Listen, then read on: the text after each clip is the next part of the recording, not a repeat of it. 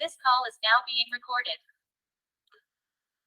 Okay, നമ്മള് ഇന്ന് പഠിക്കാൻ പോകുന്നത് ഏറ്റവും ഇമ്പോർട്ടന്റ് ആയിട്ടുള്ള ഒരു സംഭവമാണ് ടൈപ്സ് ഓഫ് വൈറ്റമിൻസ് എന്ന് പറയാം അല്ലെ. നമ്മൾ വൈറ്റമിൻസ് എന്ന് പറയുമ്പോൾ തന്നെ നമുക്കറിയാം ജീവകങ്ങൾ, അതിനകത്ത് ഏതൊക്കെയാണ് അല്ലെങ്കിൽ വിറ്റാമിൻസ് എന്നോ വൈറ്റമിൻസ് എന്നോ ഒക്കെ നമുക്ക് പറയാം അല്ലെ. ടൈപ്സ് ഓഫ് വൈറ്റമിൻസിനെ കുറിച്ചാണ് നമ്മൾ ഇന്ന് പഠിക്കാൻ പോകുക. അപ്പൊ ടൈപ്സ് ഓഫ് വൈറ്റമിൻസിലേക്ക് പോകുമ്പോൾ നമുക്കറിയാം അതിനകത്ത് ഏതൊക്കെ വൈറ്റമിൻസ് അറിയാം സെറീന?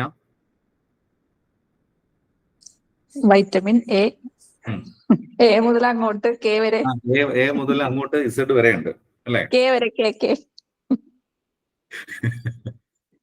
ഇവിടെ ഏതൊക്കെ കാറ്റഗറി ഉണ്ട്?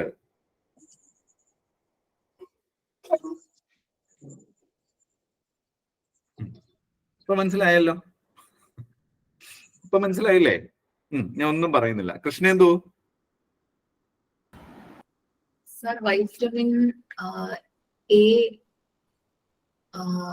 കാറ്റഗറി ഏതൊക്കെ വിഭാഗത്തിലാണ് ഇത് അറിയപ്പെടുന്നത്? പ്രധാനമായും നിങ്ങൾ എയും ബിയും സിയും ഒക്കെ പറയുന്നുണ്ട്, വെരി ഗുഡ്. പക്ഷെ അത് ഏതൊക്കെ വിഭാഗത്തിൽ പെടുന്ന രണ്ട് ടൈപ്പ് ഉണ്ട്? ആനി ഇല്ലെങ്കിൽ ഇപ്പം പറയാൻ വേണ്ടി റെഡി ആയിട്ടിരിക്കുക, പിള്ളേരെയൊക്കെ പഠിപ്പിച്ച് ഒരു വഴിയാക്കിയിട്ടിരിക്കുക. ഞാൻ പറയാൻ വരുമായിരുന്നു സാർ. കൃഷ്ണേന്ദു ഓക്കെ ആണോ? പറയാൻ പറ്റുമോ? ഇപ്പം ഓക്കെ, കുഴപ്പമില്ല. നമുക്ക് ആനിയെ കൊണ്ട് പറയിപ്പിക്കാം. ഇങ്ങനെയൊക്കെയല്ലേ പണി കൊടുക്കാൻ പറ്റും. പറയൂ ആനി. വാട്ടർ സോല്യൂബിളും ഫാറ്റ് സോല്യൂബിളും. Very good. അപ്പൊ എന്തൊക്കെയാണ് ഫാറ്റ് സോല്യൂബിളും? അതായത് എന്തില്? ഫാറ്റ് അല്ലെ, ഫാറ്റില് അലിയുന്നതും അതുപോലെ തന്നെ അടക്ക്, അത് തന്നെ കേട അല്ലെ, കൊഴുപ്പ് കേട എന്നൊക്കെ നമ്മൾ പഠിച്ചിട്ടുണ്ട്. കേട എന്ന് പറയുന്നതൊക്കെ നമ്മൾ പഠിച്ചിട്ടുണ്ട്, ഓർമ്മയുണ്ടെന്ന് തോന്നുന്നു. സാരമില്ല, എന്തായാലും നമ്മള് പിന്നെ എന്താണ് കൊഴുപ്പിൽ അലിയുന്നതും അതുപോലെ തന്നെ ജലത്തിൽ അലിയുന്നതും എന്നൊക്കെ നമ്മൾ പഠിച്ചു. അപ്പൊ ഈ ജീവകങ്ങളിലേക്ക് പോകുന്നതിന് മുമ്പ് നമുക്ക് കുറച്ച് കാര്യങ്ങൾ SCERT ടെക്സ്റ്റിൽ നിന്ന് പഠിച്ചാലോ? നമുക്ക് നോക്കാം എന്തൊക്കെയാണ്. ശരീരത്തിന് ആവശ്യമായ പോഷകങ്ങളെ കുറിച്ചാണ് നമ്മൾ പറയുന്നത്. അപ്പൊ ഇതിനകത്ത് നിങ്ങൾ ശ്രദ്ധിക്കേണ്ടത്, ശരീരത്തിന് ആവശ്യമായ പോഷകങ്ങൾ എന്ന് പറയുമ്പോൾ ഏതൊക്കെയാണ് എന്ന് ചോദിച്ചാൽ, ശരീരത്തിന് നിർമ്മിക്കാൻ കഴിയാത്തതോ അതുമല്ലെങ്കിൽ മതിയായ അളവിന് നിർമ്മിക്കാൻ കഴിയാത്തതോ ആയ സംയുക്തങ്ങളാണ് അടിസ്ഥാന പോഷകങ്ങൾ എന്ന് പറയുന്നത് അല്ലെ. ബേസിക് ആയിട്ടുള്ള ഫണ്ടമെന്റൽ ആയിട്ടുള്ള ന്യൂട്രിയൻസ് എന്ന് പറയുന്നത് എന്താണെന്ന് ചോദിച്ചാൽ, ശരീരത്തിന് ഒന്നുകിൽ നിർമ്മിക്കാൻ കഴിയാത്തതായിരിക്കാം, അതുമല്ലെങ്കിൽ മതിയായ അളവിന് നിർമ്മിക്കാൻ കഴിയാത്തതോ ആയ സംയുക്തങ്ങളാണ് അടിസ്ഥാന പോഷകങ്ങൾ എന്ന് പറയുന്നത്. ഇത് എവിടെ നിന്നാണ് ലഭിക്കുന്നത് എന്ന് ചോദിച്ചാൽ, ശരീരത്തിന് നിർമ്മിക്കാൻ കഴിയില്ലെങ്കിൽ എന്ത് ചെയ്യണം? സപ്ലിമെന്റ്സിൽ കൂടെ കിട്ടണം അല്ലെ.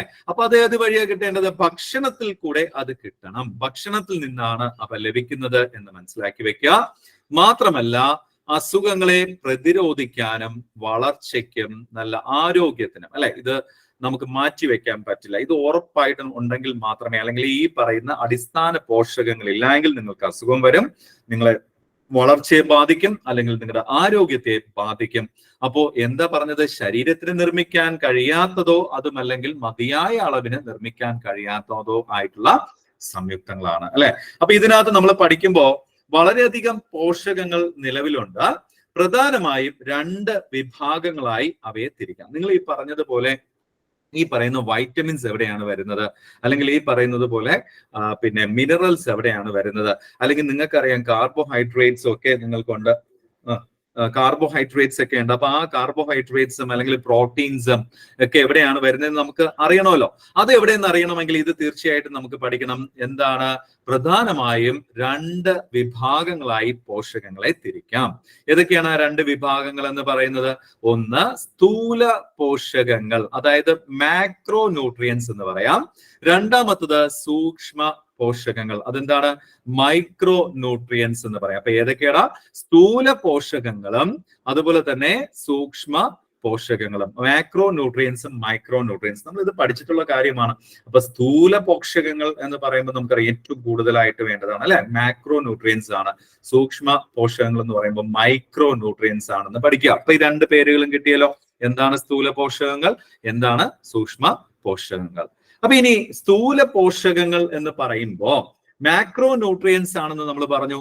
നമുക്കറിയാം വലിയ തോതിൽ നമുക്ക് ആവശ്യപ്പെടേണ്ടത് അല്ലെ, വലിയ തോതിൽ നമുക്ക് വേണ്ടതാണ് സ്ഥൂല പോഷകങ്ങൾ എന്ന് പറയുന്നത്. ശരീരത്തിന് ഊർജം പ്രദാനം ചെയ്യുന്നതും ഭക്ഷണങ്ങളെ പ്രധാന ഘടകങ്ങളുമായിട്ടുള്ള മാംസ്യം, കാർബോഹൈഡ്രേറ്റ്, കൊഴുപ്പ്. ഓക്കെ, അപ്പൊ ഏതൊക്കെയാണ് വരുന്നത്? പ്രോട്ടീൻസ് ഉണ്ട് അല്ലെ, പ്രോട്ടീൻസ്, മാംസ്യം, പിന്നെ ഏതാ പറഞ്ഞിരിക്കുന്നത്? കാർബോഹൈഡ്രേറ്റ്സ് ഉണ്ട്, ദെൻ കൊഴുപ്പ് അല്ലെ, കാർബോഹൈഡ്രേറ്റ്സ്, പിന്നെ ഏതാ പറഞ്ഞിരിക്കുന്നത്? ഫാറ്റ്, അല്ലെങ്കിൽ ഈ പറയുന്നത് പോലെ കൊഴുപ്പ് എന്ന് പറയുന്ന മൂന്നാമത്തെ സംഭവം. അപ്പൊ പ്രോട്ടീനും കാർബോഹൈഡ്രേറ്റ്സും ഫാറ്റുമാണ് ഏതിനകത്ത് വരുന്നത് കുഞ്ഞുങ്ങളെ? മാക്രോ ന്യൂട്രിയൻസ് അല്ലെങ്കിൽ സ്ഥൂല പോഷകങ്ങളിനകത്ത് വരുന്നത്. ഏതൊക്കെയാണ്? മാംസ്യം, that is protein, then second one is carbohydrate, then മൂന്നാമത്തത് എന്താണ്? കൊഴുപ്പാണ്. ഓക്കെ, അപ്പൊ ഈ മൂന്നെണ്ണമാണ് ഏതെന്ന് അറിയപ്പെടുന്നത്? സ്ഥൂല പോഷകങ്ങൾ അല്ലെങ്കിൽ മാക്രോ ന്യൂട്രിയൻസ് എന്ന് അറിയപ്പെടുന്നത്. ക്ലിയർ ആയല്ലോ? ഓക്കെ ആണേ. ഇനി അടുത്ത് നമ്മൾ പോകുന്നത് സൂക്ഷ്മ പോഷകങ്ങൾ, അതായത് മൈക്രോ ന്യൂട്രിയൻസ് എന്ന് പറയാം. ശരീരത്തിന് ചെറിയ അളവിൽ മാത്രം ആവശ്യമുള്ള ജീവകങ്ങളും ധാതുക്കളും. ഏതൊക്കെയാണ് വരുന്നത്? ശരീരത്തിന് ചെറിയ അളവിൽ, അതുകൊണ്ടാണ് ഇതിന് മൈക്രോ ന്യൂട്രിയൻസ് എന്ന് അറിയപ്പെടുന്നത് അല്ലെ. ചെറിയ അളവിൽ മാത്രം വേണ്ട ഏതൊക്കെ? നമ്മളിപ്പോ പഠിക്കാനായിട്ട് പോകുന്ന സാധനം ജീവകങ്ങൾ, വൈറ്റമിൻസ് അല്ലെങ്കിൽ വിറ്റാമിൻസ്, പിന്നെ ഏതാ പറഞ്ഞേ? ധാതുക്കൾ, മിനറൽസ്. ഇതാണ് സൂക്ഷ്മ പോഷകങ്ങളുടെ വിഭാഗത്തിൽ വരുന്നത്. അപ്പൊ ഏതൊക്കെ നമ്മൾ പഠിച്ചു? സ്ഥൂല പോഷകങ്ങളിനകത്ത് പ്രോട്ടീൻസ്, കാർബോഹൈഡ്രേറ്റ്സ്, ഫാറ്റ് അല്ലെ. ഇനി അടുത്ത ഏതാ പഠിച്ച? മൈക്രോ ന്യൂട്രിയൻസിനകത്ത് അല്ലെങ്കിൽ സൂക്ഷ്മ പോഷകങ്ങളിനകത്ത് 2 ജീവകങ്ങളും ധാതുക്കളും. ഓക്കെ ആണോ? ക്ലിയർ ആണോ? അപ്പോ ശരീരത്തിന് നിർമ്മിക്കാൻ കഴിയാത്തതോ അല്ലെങ്കിൽ ആവശ്യമായിട്ടുള്ള അളവിൽ നിർമ്മിക്കാത്തതോ ഒക്കെ ആയിട്ടുള്ള കാര്യങ്ങൾ നമുക്ക് ആഹാരത്തിൽ കൂടെ വേണം നമുക്ക് ലഭിക്കാൻ. അങ്ങനെയാണെങ്കിൽ ഈ പറയുന്ന പോഷകങ്ങളെ, നമുക്ക് ആവശ്യമായിട്ടുള്ള പോഷകങ്ങളെ 2ആയിട്ട് തിരിക്കാം: സ്ഥൂല പോഷകങ്ങളും സൂക്ഷ്മ പോഷകങ്ങളും. സ്ഥൂല പോഷകങ്ങളിനകത്ത് എന്താണ് വരുന്നത്? കാർബോഹൈഡ്രേറ്റ്സ്, പ്രോട്ടീൻസ്, അതുപോലെ തന്നെ ഏതൊക്കെ? ഫാറ്റും അല്ലെ. ഈ 3 അതിനകത്ത് വരുന്നത് എന്ന് നമ്മൾ പഠിച്ചു വെക്കാം. ഇനി അടുത്ത് നമുക്കറിയാം ഏതായിരുന്നു? നമ്മുടെ മൈക്രോ ന്യൂട്രിയൻസ് അല്ലെങ്കിൽ സൂക്ഷ്മ പോഷകങ്ങൾ ഏതൊക്കെയാണ്? ജീവകങ്ങളും ധാതുക്കളും. ക്ലിയർ ആയി എന്ന് പ്രതീക്ഷിക്കുന്നു. ഓക്കെ ആണോ? ക്ലിയർ ആണ്. അപ്പൊ നമുക്ക് പെട്ടെന്ന് നമുക്കറിയാം, പണ്ട് മുതലേ ചോദിച്ചുകൊണ്ടിരുന്ന ഒരുപാട് ക്വസ്റ്റ്യൻസ് ഈ ഒരു ചിത്രത്തിലുണ്ട് അല്ലെ. ഈ ഒരൊറ്റ ചിത്രത്തിനകത്ത് ഒരുപാട് ക്വസ്റ്റ്യൻസ് കിടപ്പുണ്ട്. അപ്പൊ ഇവിടെ നിങ്ങൾ നമ്മുടെ ഈ ഒരു ചിത്രം എന്ന് പറയുന്നത് വേറെ എങ്ങൊന്നും ഞാൻ എടുത്തതല്ല, SCERT ടെക്സ്റ്റിനകത്ത് നിന്ന് എടുത്തതാണ് ഈ ഒരു ചിത്രം എന്ന് പറയുന്നത്. ഇവിടെ എന്തൊക്കെയുണ്ട്? ഒരു സൂര്യനുണ്ട്, ഓക്കെ, ഒരു ചെടി നിപ്പുണ്ട്. ഇവിടെ നമുക്ക് 2-3 കാര്യങ്ങൾ എഴുതി വെച്ചിട്ടുണ്ട് അല്ലെ. കാർബൺ ഡയോക്സൈഡ്, ഓക്സിജൻ, ഹരിതകം, ജലവും ലവണങ്ങളും. ഇത്രയാണ് ആ പിക്ചറിനകത്തുള്ളത്. പക്ഷെ ഒരുപാട് ക്വസ്റ്റ്യൻസ് PSC ഈ ഒരു പിക്ചറിൽ നിന്ന് ചോദിച്ചിട്ടുണ്ട് എന്നുള്ളതാണ്. അപ്പോഴേക്ക് നമ്മൾ എന്തെന്ന് മനസ്സിലാക്കിയിട്ടില്ല, SCERT ആണെന്ന് മനസ്സിലാക്കിയിട്ടില്ല എന്നുള്ളതാണ് സത്യം. അവിടെയൊക്കെ നമ്മൾ റാങ്ക് ഫയൽ കാണാതെ പഠിച്ചു. പക്ഷേ റാങ്ക് ഫയലില് വന്ന ഈ കാര്യങ്ങളൊക്കെ എവിടെ നിന്ന് വന്നു എന്ന് ചോദിച്ചാൽ, ഈ ചിത്രത്തിൽ നിന്നാണ്. ഈ ചിത്രം കാണുമ്പോൾ നമുക്ക് എന്താ ഓർമ്മ വരുന്നതാണ്? ഈ ഒരൊറ്റ ചിത്രം എന്തിനെ കേന്ദ്രീകരിച്ചിട്ടുള്ളതാണ്? ഏതോ ഒരു ഫിനോമിനൻ, ഏതോ ഒരു പ്രോസസ്സ്, അതിനെ കേന്ദ്രീകരിച്ചിട്ടുള്ള ഒരു ചിത്രമാണ്. ഏതിനെയാണ്? Very good. പ്രകാശ സംശ്ലേഷണം അല്ലെങ്കിൽ ഫോട്ടോസിന്തസിസ് അല്ലെ. പ്രകാശ സംശ്ലേഷണം അല്ലെങ്കിൽ ഫോട്ടോസിന്തസിസ് എന്ന് പറയും. കാരണം നമുക്കറിയാം ഫോട്ടോസിന്തസിസ് അല്ലെങ്കിൽ പ്രകാശ സംശ്ലേഷണം എന്ന് പറയുന്ന ഈ പ്രക്രിയ നടക്കുന്നത് സൂര്യപ്രകാശത്തിന്റെ സഹായത്തോടെയാണ്. അപ്പോ പകൽ സമയത്ത് നടക്കുന്ന ഒരു പ്രക്രിയയാണ് കൂടുതലായിട്ട് നമ്മൾ എന്തെന്ന് പറയുന്നത്? പ്രകാശ സംശ്ലേഷണം. അതുകൊണ്ടാണ് അതിനെ പ്രകാശ എന്ന് പറയുന്നത്, ഫോട്ടോൺ അല്ലെ, ഫോട്ടോസിന്തസിസ് എന്ന് പറയുന്നത് അതുകൊണ്ടാണ്. അപ്പൊ ഇവിടെ സൂര്യപ്രകാശത്തിന്റെ സഹായത്തോടു കൂടിയാണ് ഈ ഒരു പ്രകാശ സംശ്ലേഷണം നടക്കുന്നത്. അവിടെ അങ്ങനെ നടക്കുമ്പോൾ നമുക്കറിയാം ഈ ചെടിയിലേക്ക് ഒരു വാതകം ഉള്ളിലേക്ക് പ്രവേശിക്കുന്നു, ഒരു വാതകം പുറത്തേക്ക് പുറന്തള്ളപ്പെടുന്നുണ്ട്. അപ്പൊ ഇവിടെ നമ്മൾ മനസ്സിലാക്കേണ്ടത്, പ്രകാശ സംശ്ലേഷണ സമയത്ത് ഏത് വാതകമാണ് ഉള്ളിലേക്ക് സ്വീകരിക്കുന്നത്? ആദ്യത്തെ ക്വസ്റ്റ്യൻ നമ്മൾ പറഞ്ഞു ഏതാണ്? സൂര്യപ്രകാശത്തിന്റെ സഹായത്തോടെ നടക്കുന്ന പ്രോസസ്സാണ് ഫോട്ടോസിന്തസിസ് എന്ന് നമ്മൾ പറഞ്ഞു അല്ലെ, പ്രകാശ സംശ്ലേഷണം എന്ന് നമ്മൾ പറഞ്ഞു. ഓക്കെ, ഇനി എന്താ പറഞ്ഞിരിക്കുന്നത്? നമ്മുടെ ഈ പകൽ സമയത്ത് അല്ലെ സൂര്യപ്രകാശത്തിന്റെ സഹായത്തോടെ നടക്കുന്ന ഫോട്ടോസിന്തസിസിൽ അല്ലെങ്കിൽ ഈ പറയുന്ന പ്രകാശ സംശ്ലേഷണ സമയത്ത് ഏത് വാതകമാണ് ഉള്ളിലേക്ക് എടുക്കപ്പെടുന്നത് എന്ന് ചോദിച്ചാൽ ഏതാണ്? കാർബൺ ഡയോക്സൈഡ് ആണ്. സെയിം ആയിട്ട് വേറൊരു ക്വസ്റ്റ്യൻ നിങ്ങൾക്ക് ഇവിടെ പെട്ടെന്ന് തന്നെ കിട്ടും. എന്താണ്? ഏത് വാതകമാണ് പ്രകാശ സംശ്ലേഷണ സമയത്ത് അല്ലെങ്കിൽ അത് കഴിയുമ്പോ അല്ലെങ്കിൽ അതിന്റെ പ്രക്രിയയുടെ സമയത്ത് പുറന്തള്ളപ്പെടുന്ന വാതകം ഏതാണ് എന്ന് ചോദിച്ചാൽ ഓക്സിജൻ. അപ്പൊ അകത്തേക്ക് സ്വീകരിക്കുന്നത് ഏതാണ്? കാർബൺ ഡയോക്സൈഡ് ആണ്. പുറത്തേക്ക് വരുന്നത് ഓക്സിജൻ ആണ്. ഇവിടെ ശ്രദ്ധിക്കേണ്ട ഒരു കാര്യം, ഏതിന്റെ സമയത്ത് എന്നാ പറഞ്ഞത്? ഫോട്ടോസിന്തസിസിന്റെ സമയത്ത്, പ്രകാശ സംശ്ലേഷണ സമയത്ത് ഉള്ളിലേക്ക് വലിക്കുന്ന വാതകം കാർബൺ ഡയോക്സൈഡും പുറത്തേക്ക് തള്ളപ്പെടുന്ന വാതകം ഓക്സിജനുമാണ് എന്ന് നമ്മൾ പഠിച്ചു. അങ്ങനെയാണെങ്കിൽ അവന്റെ ശ്വസന സമയത്ത്, ഈ ചെടിയുടെ ശ്വസന സമയത്ത് ഏതൊക്കെ വാതകമാണ് എന്ന് ചോദിച്ചാൽ തീർച്ചയായിട്ടും നമ്മൾ മനസ്സിലാക്കുക, നമ്മളെപ്പോലെ തന്നെയാണ് അവര് ഓക്സിജൻ സ്വീകരിക്കും, കാർബൺ ഡയോക്സൈഡ് പുറത്തേക്ക് വിടും. ഇത് ശ്വസന സമയത്താണ്. ഇത് കാര്യമായിട്ട് നിങ്ങൾ മനസ്സിലാക്കിയിരിക്കുക. അപ്പോൾ ഫോട്ടോസിന്തസിസിന്റെ സമയത്ത് മാത്രമാണ് കാർബൺ ഡയോക്സൈഡ് അകത്തേക്ക് സ്വീകരിക്കുന്നത്. ഇതുകൊണ്ടാണ് രാത്രി സമയങ്ങളിൽ നിങ്ങളുടെ ബെഡ്റൂമിലൊന്നും ചെടി വെക്കരുത് എന്ന് പറയുന്നതിന് കാരണം, നമ്മുടെ ഈ ഒരു ബെഡ്റൂമിൽ നിറഞ്ഞു നിൽക്കുന്ന ഓക്സിജൻ ആര് വലിച്ചെടുക്കും? ഈ ചെടിയും കൂടെ ചേർന്ന് വലിച്ചെടുക്കുക. അപ്പൊ നിങ്ങൾക്ക് കിട്ടേണ്ട ഓക്സിജൻ കുറയും അല്ലെ. അപ്പൊ നമ്മൾ എന്താ, ശുദ്ധവായു കിട്ടാൻ വേണ്ടിയിട്ടാണ് നമ്മൾ എന്ത് ചെയ്യുന്നത്? ചെടി കൊണ്ട് വെക്കുന്നത് എന്ന് നമ്മൾ പറയാറുണ്ട്. കുറച്ചുകൂടെ ഓപ്പൺ സ്പേസിൽ ഹാളിലേക്ക് ആണെങ്കിൽ വലിയ കുഴപ്പമുണ്ടാവില്ല കേട്ടോ. ബെഡ്റൂമിൽ കൊണ്ട് വെക്കേണ്ട നിങ്ങൾ. ഓക്കെ, മണി പ്ലാന്റ് ഒക്കെ നിങ്ങൾ കുപ്പിയിലാക്കി വെക്കാറുണ്ട്, ചെയ്യരുത്. കാരണം അത് ശ്വസന സമയത്ത് ഓക്സിജൻ തന്നെയാണ് വലിച്ചെടുക്കുന്നത് എന്ന് നിങ്ങൾ ഓർത്ത് വെക്കുക. ഓക്കെ, ഇനി അതുപോലെ തന്നെ വേറൊരു കാര്യം ഇവിടെ എഴുതി വെച്ചിട്ടുണ്ട് അല്ലെ, ഹരിതകം എന്ന് പറയുന്നത്. അപ്പൊ ഇവിടെ നമുക്കറിയാം ഹരിതകം, ക്ലോറോഫിൽ പിഗ്മെന്റ്, നമ്മുടെ ഈ ഒരു പറയുന്ന ഇലയ്ക്ക് ഒരു പച്ച നിറം നൽകുന്നത് ഏതാണ് എന്ന് ചോദിച്ചാൽ നിങ്ങൾക്ക് ഏതെന്ന് പറയാം? ഹരിതകമാണ് എന്ന് നമുക്കറിയാം അല്ലെ. ഹരിതകമാണ് ഇതിന് കാരണം എന്ന് മനസ്സിലാക്കി വെക്കുക. ഈ ഹരിതകം കണ്ടുപിടിച്ചത് ആര് എന്ന് ചോദിക്കാം? കാവൻറ്റ്യൂ ആണ് കേട്ടോ. കാവൻറ്റ്യൂ ആണ്, അല്ലെങ്കിൽ പെലറ്റിയർ എന്ന് പറയുന്ന, ജോസഫ് പെലറ്റിയർ എന്ന് പറയുന്ന ഒരു വ്യക്തിയാണ്. ഇത് രണ്ട് വ്യക്തികളാണ് കേട്ടോ, രണ്ടു പേരും കൂടെ ചേർന്നിട്ടാണ് ഇത് കണ്ടുപിടിക്കുന്നത്. കാവൻറ്റ്യൂവും അതുപോലെ കൂടുതലും കാവൻറ്റി ചോദിക്കാനേ ചാൻസ് ഉള്ളൂ, കാവൻറ്റ്യൂവും പെലറ്റിയർ. പിന്നെ പഴയ റാങ്ക് ഫയലിൽ പെൽബർട്ടിസ് എന്ന് എഴുതി വെച്ചിട്ടുണ്ട്. പെൽബർട്ടിസ് അല്ല, അത് പെലറ്റിയർ ആണ്. ഓക്കെ, പെലറ്റിയർ ആണെന്ന് ഓർത്തു വെക്കുക. അപ്പൊ ഇവിടെ ഞാൻ അഞ്ചാമത്തെ ഒരു കാര്യം കൂടെ പഠിപ്പിച്ചിട്ടുണ്ട്. കാവൻറ്റ്യൂ ആണ് ഹരിതകം അല്ലെങ്കിൽ ക്ലോറോഫിൽ പിഗ്മെന്റ് കണ്ടുപിടിച്ചത് എന്ന് നമ്മൾ മനസ്സിലാക്കി വെക്കുക. അപ്പൊ 5 ക്വസ്റ്റ്യൻ ആയല്ലോ. ഇനി ഞാൻ ഇവിടെ പറഞ്ഞത് പച്ച കളർ നൽകുന്നു എന്ന് പറഞ്ഞു അല്ലെ. ഇലയുടെ കാര്യമാണ് നമ്മൾ പറഞ്ഞിരിക്കുന്നത്. ഇല എന്ന് പറയുന്നത് ഒരു ചെടിയുടെ എന്താണ് എന്ന് ചോദിച്ചാൽ അടുക്കളയാണ് അല്ലെ. നമ്മൾക്കറിയാം ആ ചെടിയുടെ അടുക്കള എന്ന് പറയുന്നത്, കിച്ചൺ എന്ന് പറയുന്നത്. കാരണം എന്താണ് അവിടെ നടക്കുന്നത്? പ്രകാശ സംശ്ലേഷണ സമയത്താണെങ്കിലും ശരി, ഫുഡ്, ആഹാരം പാകം ചെയ്യുന്നത് എവിടെ വെച്ചാണ്? ഇലകളിൽ വെച്ചാണ്. അപ്പോൾ ചെടിയുടെ അടുക്കള എന്ന് പറയുന്നത് ഏതാണ് കുഞ്ഞുങ്ങളെ? ഏതാണ്? നമ്മുടെ ഇലയാണ് എന്ന് മനസ്സിലാക്കി വെക്കാം. അപ്പൊ ഇവിടെ നമ്മൾ ഹരിതകത്തിന്റെ കാര്യം പറഞ്ഞല്ലേ. അപ്പൊ ഞാൻ 6ാമത്തെ ക്വസ്റ്റ്യൻ പഠിപ്പിച്ചു, എന്താണ്? അടുക്കള എന്ന് നമ്മൾ പഠിപ്പിച്ചു. ഇവിടെ ഈ പച്ച കളറിന് നമ്മൾ ഹരിതകം പറഞ്ഞപ്പോ ഇവിടെ ഒരു മഞ്ഞ കളർ കണ്ടില്ലേ? മഞ്ഞ കളർ കൊടുക്കുന്നത് എന്താണ്? പെട്ടെന്ന് പറഞ്ഞ ആരെങ്കിലും അറിയാന്നുള്ളവർ പെട്ടെന്ന് പറ. ഇലകൾക്ക് മഞ്ഞ കളർ നൽകുന്നത് എന്താണ്? യെല്ലോ കളർ നൽകുന്നത് എന്താണ്? യെല്ലോ എന്ന് പറയുന്നത് വൈ അല്ലേ? Very good. അവനെ ഞാൻ അങ്ങ് എക്സ് ആക്കുവാണേ. അല്ല, സാന്തോഫിലാണ് എന്ത് ചെയ്യുന്നത്? യെല്ലോ കളർ നൽകുന്നത് ഏതാണ്? സാന്തോഫിലാണ്. ക്രോമോപ്ലാസ്റ്റ് കറക്റ്റ് ആണ് പറഞ്ഞത്. അതിനകത്താണ് ഈ സാധനങ്ങളെല്ലാം വരുന്നത്. ഓക്കെ, അനി, വെരി ഗുഡ്. അപ്പൊ സാന്തോഫിൽ എന്ന് പറയുന്ന സംഭവം അല്ലെ, ഈ യെല്ലോ കളർ നൽകുന്നത് ഏതാണ്? സാന്തോഫിലാണ്. അപ്പൊ ഓർത്ത് വെച്ചാൽ മതി, യെല്ലോ എന്ന് പറയുന്ന വൈയിൽ നിന്ന് ഞാൻ എക്സ് അങ്ങ് എഴുതി അല്ലെ. സാന്തോഫിൽ എന്ന് ഇങ്ങനെയാണ് എഴുതുന്നത് കേട്ടോ, എസ് അല്ല എക്സ് ആണ്. ഓക്കെ, സാന്തോഫിലാണ് എന്ന് ഓർത്ത് വെക്കുക.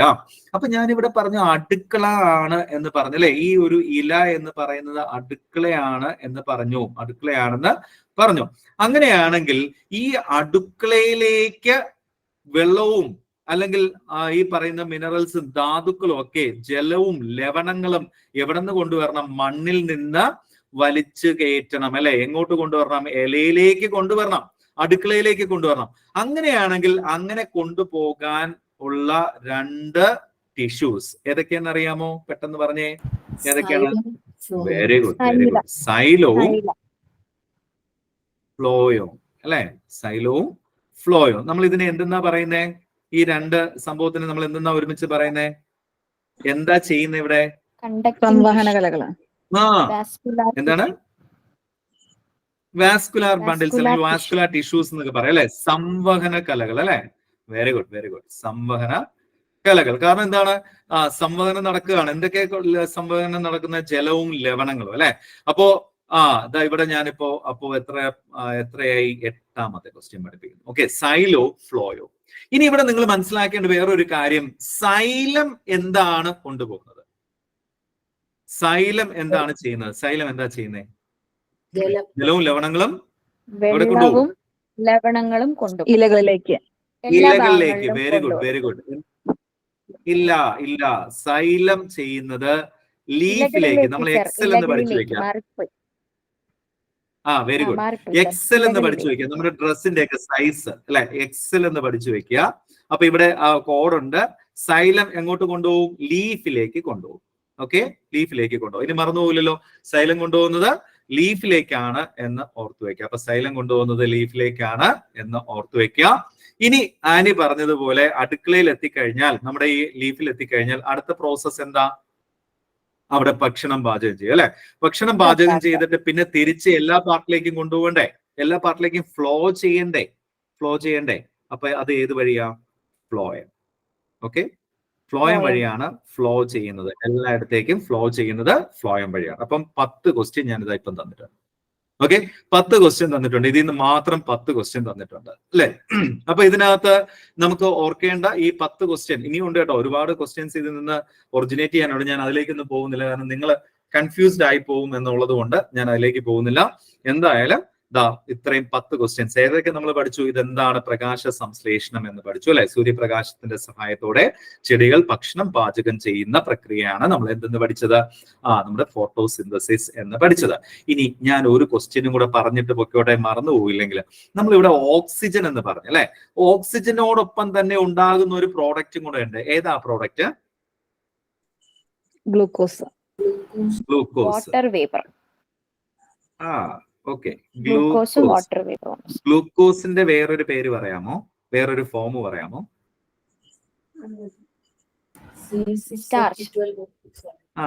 അതൊന്നും വേണ്ട, CH ഒക്കെ അവിടെ നിന്നോട്ടെ. സ്റ്റാർച്ച് അല്ലെങ്കിൽ അന്നജം അല്ലെ. അന്നജവും കൂടെ അവിടെ ഉണ്ടാകുന്നുണ്ട് അല്ലെ. അന്നജവും കൂടെ അവിടെ ഉണ്ടാകുന്നുണ്ട്. അപ്പൊ ഇത്രയും ക്വസ്റ്റ്യൻസ് കിട്ടിയല്ലോ. ഒരുപാട് ക്വസ്റ്റ്യൻ നമ്മൾ പഠിച്ചു. അപ്പൊ കാർബൺ ഡയോക്സൈഡ് ആണ് എന്ത് ചെയ്യുന്നത്? പ്രകാശ സംശ്ലേഷണ സമയത്ത് അകത്തേക്ക് സ്വീകരിക്കുന്നത്, പുറത്തേക്ക് തള്ളുന്നത് ഓക്സിജൻ. എന്നാൽ രാത്രി സമയത്ത് അകത്തേക്ക് സ്വീകരിക്കുന്നത് ഓക്സിജൻ, പുറത്തേക്ക് തള്ളുന്നത് കാർബൺ ഡയോക്സൈഡ്. അപ്പൊ അത് 12ാമത്തെ ക്വസ്റ്റ്യൻ. ഓക്കെ, ഇപ്പൊ എത്ര ക്വസ്റ്റ്യൻ ആയി കണ്ടോ? ഒരു ഡസൻ ക്വസ്റ്റ്യൻ തന്നിട്ടുണ്ട് ഒരു പിക്ചറിൽ നിന്ന്. ഓക്കെ, ഇനി അടുത്ത് നമ്മൾ പറഞ്ഞത് അടുക്കള എന്ന് പറഞ്ഞല്ലേ. നമ്മുടെ ഈ പറയുന്നത് അടുക്കളയുടെ കാര്യം പറഞ്ഞപ്പോഴേ നിങ്ങൾ ഭ്രാന്തൊന്നും പിടിക്കണ്ട. ലീഫ് അടുക്കളയാണെങ്കിൽ ഞാൻ ഇവിടെ ഒരു സാധനം വരയ്ക്കാൻ പോവാണേ. ഇത്രയും പറഞ്ഞ സ്ഥിതിക്ക് അതും കൂടെ വരയ്ക്കണ്ടേ? എന്തായിട്ട് തോന്നുന്നു നിങ്ങൾക്ക്? സോറി, മൗസ് വെച്ച് വരച്ച് കളിക്കുകയാണ്. എന്തായിട്ട് തോന്നിയതാ? ഭാഗ്യം. ഓക്കെ, ഇതെന്താണ്? ഇത് ഈ ചെടിയുടെ എന്താണ്? Reproductive part. റീപ്രൊഡക്റ്റീവ് ഓർഗൻ അല്ലെ. നമ്മളിവിടെ അടുക്കള എന്ന് പറഞ്ഞതുപോലെ റീപ്രൊഡക്റ്റീവ് ഓർഗൻ എന്ന് നമുക്ക് പറയാം. ഓക്കെ, അപ്പൊ അത് ഞാൻ ഇവിടെ അങ്ങ് ജസ്റ്റ് ഒന്ന് വരച്ച് ചേർത്തെന്ന് മാത്രമേ ഉള്ളൂ. അപ്പൊ 13ാമത്തെ ക്വസ്റ്റ്യൻ. ഇനി എന്തെങ്കിലും നിങ്ങൾക്ക് അറിയാവുന്ന ക്വസ്റ്റ്യൻ അതിനകത്ത് കൂട്ടിച്ചേർക്കാമോ? എന്തെങ്കിലും? ഉള്ളതെല്ലാം പറഞ്ഞു, ഇനിയിപ്പോ എന്ത് പറയാനല്ലേ. ക്ലോറോപ്ലാസ്റ്റിന്റെ മലയാളം എന്തുവാ? ഹരിതകണം. ഹരിതകണം അല്ലെ. ഹരിതകണം. ഇത് ഹരിതകം കേട്ടോ. രണ്ടും അത് മാറിപ്പോരുത് അങ്ങോട്ടും ഇങ്ങോട്ടും. ഇത് ഹരിതകമാണ്, മറ്റേ ഹരിതകണമാണ് കേട്ടോ. ഓക്കേടാ. ഒരു ക്വസ്റ്റ്യൻ കണ്ടായിരുന്നേ, അതായത് പ്രകാശ സംശ്ലേഷണ സമയത്ത് പുറന്തള്ളുന്ന ഓക്സിജന്റെ ഉറവിടം ക്വസ്റ്റ്യൻ പേപ്പറിൽ കണ്ടിരുന്നു. PSC. എവിടെന്നാ? ജലം. ജലം. Very good. അവിടെ നമ്മൾ സ്വീകരിക്കുന്നു. അപ്പൊ ഫോട്ടോസിന്തസിസിനകത്ത് നമ്മൾ പറയുന്ന ഒരു കാര്യമാണ് അല്ലെ. അപ്പോ അതിനകത്ത് എവിടെ നിന്നാണ് ഈ ഓക്സിജൻ വരുന്നത് എന്ന് ചോദിച്ചാൽ ആ ജലം വിഘടിച്ച് തന്നെയാണ് വരുന്നത്.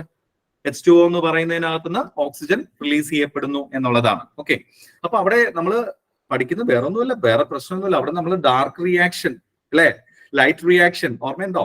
ആ രണ്ട് റിയാക്ഷൻ പഠിക്കുമ്പോഴത്തേക്ക് അവിടെ പഠിക്കുന്ന ഒരു കാര്യമാണത്. ഓക്കെ, നമുക്ക് അതിനകത്തേക്ക് വരുമ്പോൾ അത് കുറച്ചുകൂടെ ഡീപ്പായിട്ട് പഠിക്കാം. ഓക്കെ, അപ്പൊ അവിടെ നിന്നാണ് ആ ക്വസ്റ്റ്യൻ വന്നിരിക്കുന്നത്. ഡാർക്ക് റിയാക്ഷൻ അല്ലെങ്കിൽ ലൈറ്റ് റിയാക്ഷനകത്ത് എന്തൊക്കെയാണ് സംഭവിക്കുന്നത് എന്ന് ചോദിക്കുമ്പോൾ അവിടെ ഹൈഡ്രജൻ വിഘടിച്ച് മാറുന്ന കാര്യമൊക്കെ നമ്മൾ പറയുന്നുണ്ട്. ഓക്കെ, ശരി. അപ്പൊ ഇത്രയും കാര്യങ്ങൾ കിട്ടിയാലോ, ഇത്രയും ക്വസ്റ്റ്യൻസ് കിട്ടിയാലോ? ഓക്കെ അല്ലേ? ഇവിടെ ഹരിതകം കണ്ടുപിടിച്ചത് ആരാന്നും കൂടെ ഒന്ന് പഠിച്ചു വെച്ചോണേ. കാവന്റിയും പെലറ്റിയറുമാണ് എന്ന് ഓർത്തു വെക്കാം. ബാക്കിയെല്ലാം നിങ്ങൾക്ക് അറിയാവുന്ന ക്വസ്റ്റ്യൻസ് തന്നെയാണ് ഞാൻ പറഞ്ഞത്. ഇനി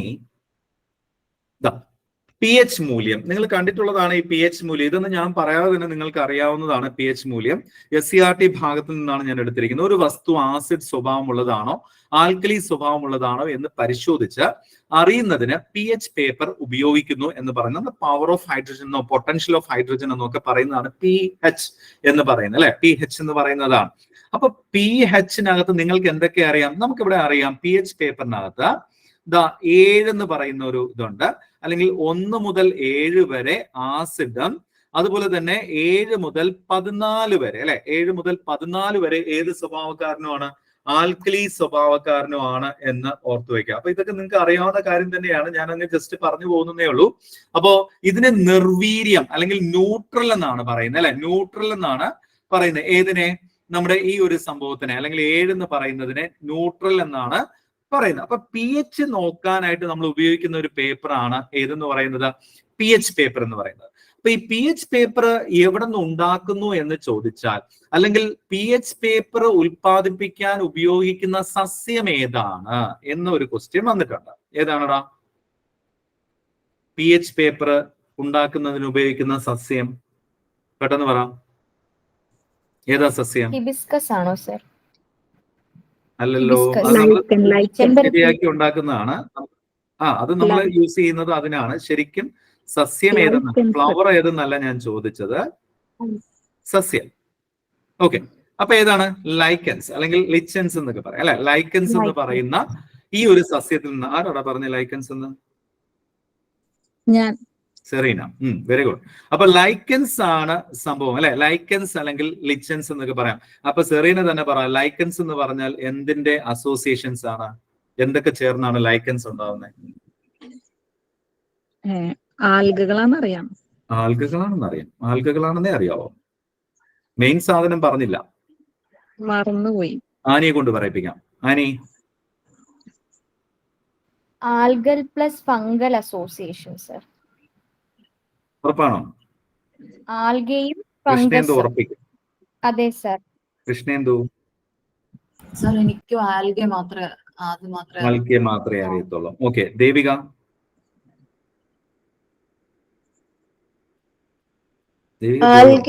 അഭിരാമി? ആൽഗയാണെന്ന് മാത്രമേ ഉള്ളൂ.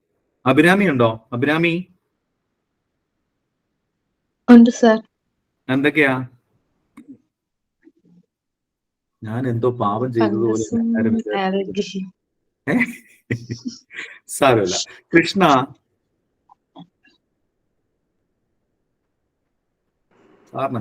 Algal plus algae plus fungi ആണോ? ഓക്കെ, അശ്വതി? ഓ സർ, ആൽഗ പ്ലസ് ഫംഗൈ. എന്തൊക്കെയാ? Fungi plus algae.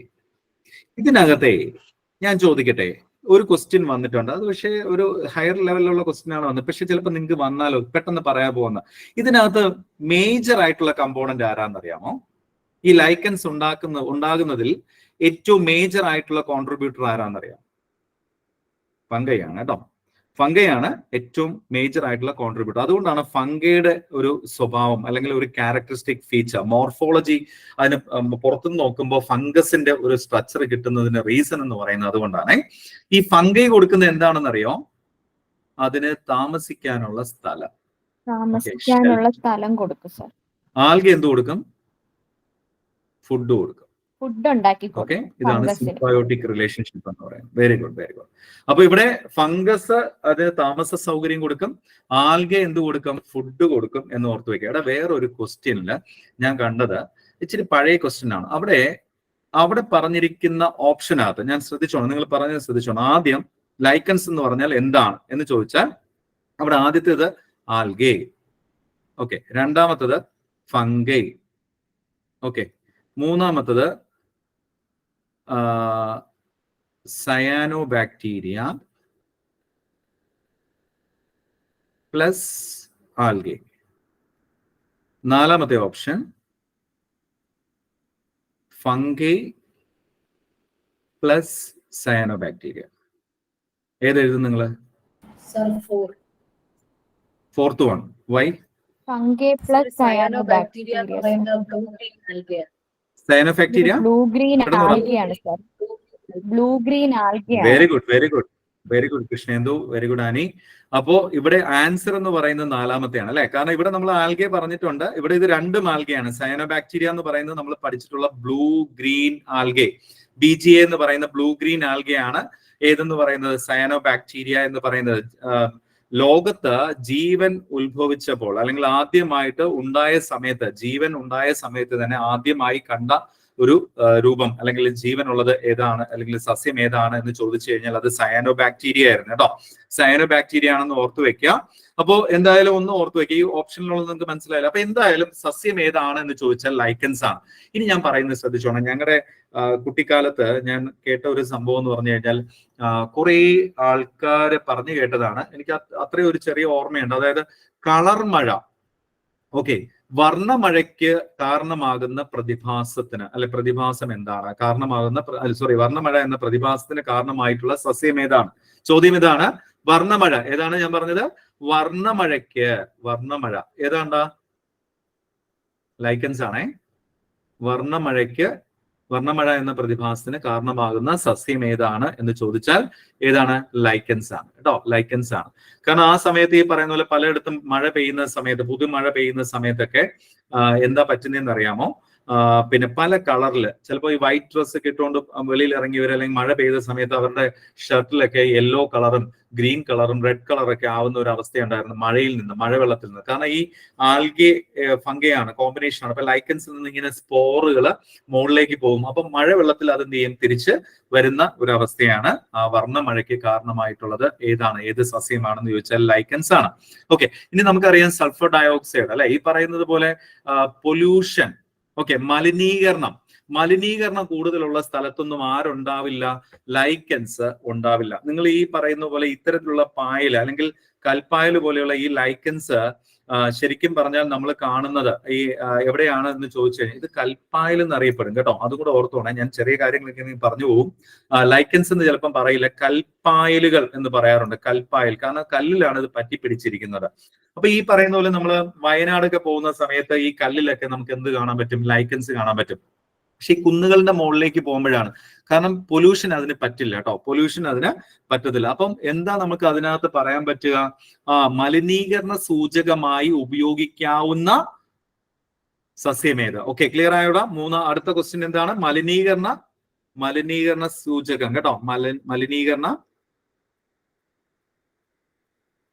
സൂചകം. ഓക്കെ, മലിനീകരണ സൂചകമായിട്ട് പൊല്യൂഷൻ ഇൻഡിക്കേറ്റേഴ്സ് എന്ന് പറയാം കേട്ടോ. സൂചകമായിട്ട് ഉപയോഗിക്കാവുന്ന സസ്യം ഏതാണ് എന്ന് ചോദിച്ചാൽ ലൈക്കൻസ് ആണ്. അപ്പൊ ഏതൊക്കെ ഞാൻ പറഞ്ഞതാ?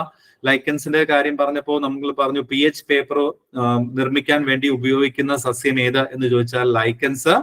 അതുപോലെ തന്നെ വർണ്ണമഴ എന്ന് പറയുന്ന പ്രതിഭാസത്തിന് കാരണമായ സസ്യം ഏത് എന്ന് ചോദിച്ചാൽ ലൈക്കൻസ്. മലിനീകരണ സൂചകം അല്ലെ, മലിനീകരണ സൂചകമായി ഉപയോഗിക്കാൻ പറ്റുന്ന ഒരു സസ്യം ഏത് എന്ന് ചോദിച്ചാൽ ലൈക്കൻസ്.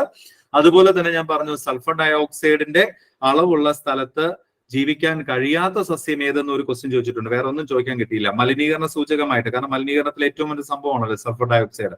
അപ്പൊ അത് കൂടുതലുള്ളിടത്ത് വളരാത്ത സസ്യം ഏത് എന്ന് ചോദിച്ചിട്ട് ഓപ്ഷനകത്ത് ലൈക്കൻസ് ഉണ്ടായിരുന്നു, അതും ലൈക്കൻസ്. അപ്പോൾ ഇത്രയും കാര്യങ്ങൾ ലൈക്കൻസിനെ കുറിച്ച് കിട്ടി. നമ്മൾ ഒരു കാര്യം പറഞ്ഞപ്പോഴാണ് ലൈക്കൻസിലേക്ക് പോയത്. PH മൂല്യം, പവർ ഓഫ് ഹൈഡ്രജൻ അല്ലെങ്കിൽ പൊട്ടൻഷ്യൽ ഓഫ് ഹൈഡ്രജൻ പറഞ്ഞപ്പോഴാണ് നമ്മൾ അവിടെ പോയത്. അപ്പൊ ആസിഡ് ഏതാണ് അല്ലെങ്കിൽ നിർവീര്യം ഏതാണ്, ആൽക്കലി ഏതാണ് എന്ന് നമുക്കറിയാം.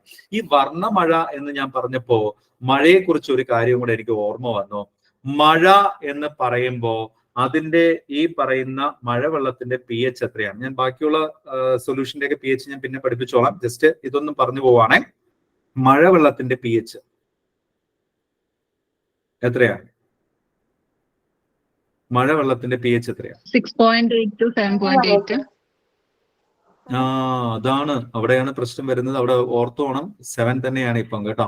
ഇപ്പോൾ ഉള്ളൊരു എന്താണ് 7 തന്നെയാണ് എന്ന് പറയും. നിർവീര്യമാണ്, ന്യൂട്രൽ ആണെന്ന് പറയുന്നു എന്നുള്ളതാണ് അവിടെ സത്യം.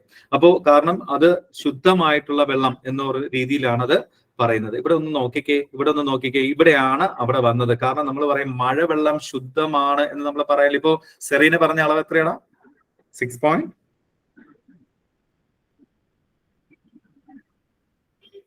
സെറീന പോയാ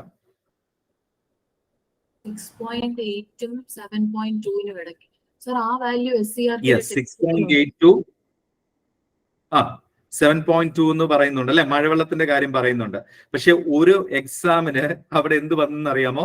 7 കൊടുത്തു, 7 കൊടുത്തു. എന്തുകൊണ്ടാണെന്ന് അറിയാമോ? ദാ ഇവിടെ കിടപ്പുണ്ട് അതിന്റെ സെന്റൻസ്. ദാ പറഞ്ഞുതരാം. ദാ ശുദ്ധജലത്തിന്റെ pH എത്ര? 7 ആണ് എന്ന് പറഞ്ഞിട്ട് കൊടുത്തിട്ടുണ്ട്.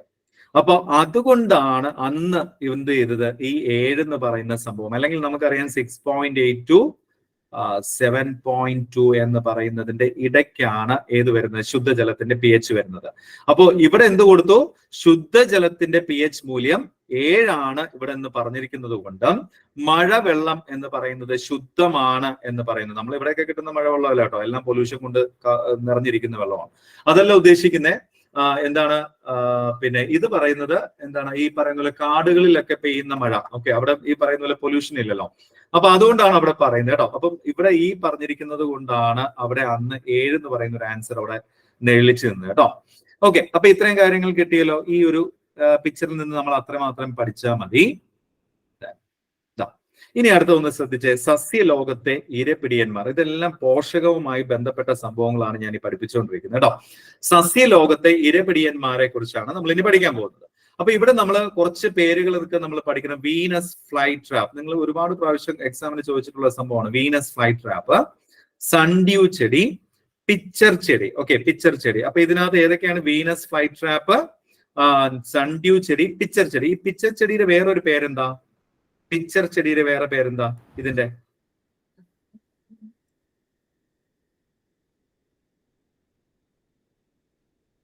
എന്താ പിച്ചർ ചെടിയുടെ പേര്? മങ്കി കപ്പ് പറയുന്നത് ഇവിടെ ഒരാള്. ഞാൻ ഏതാ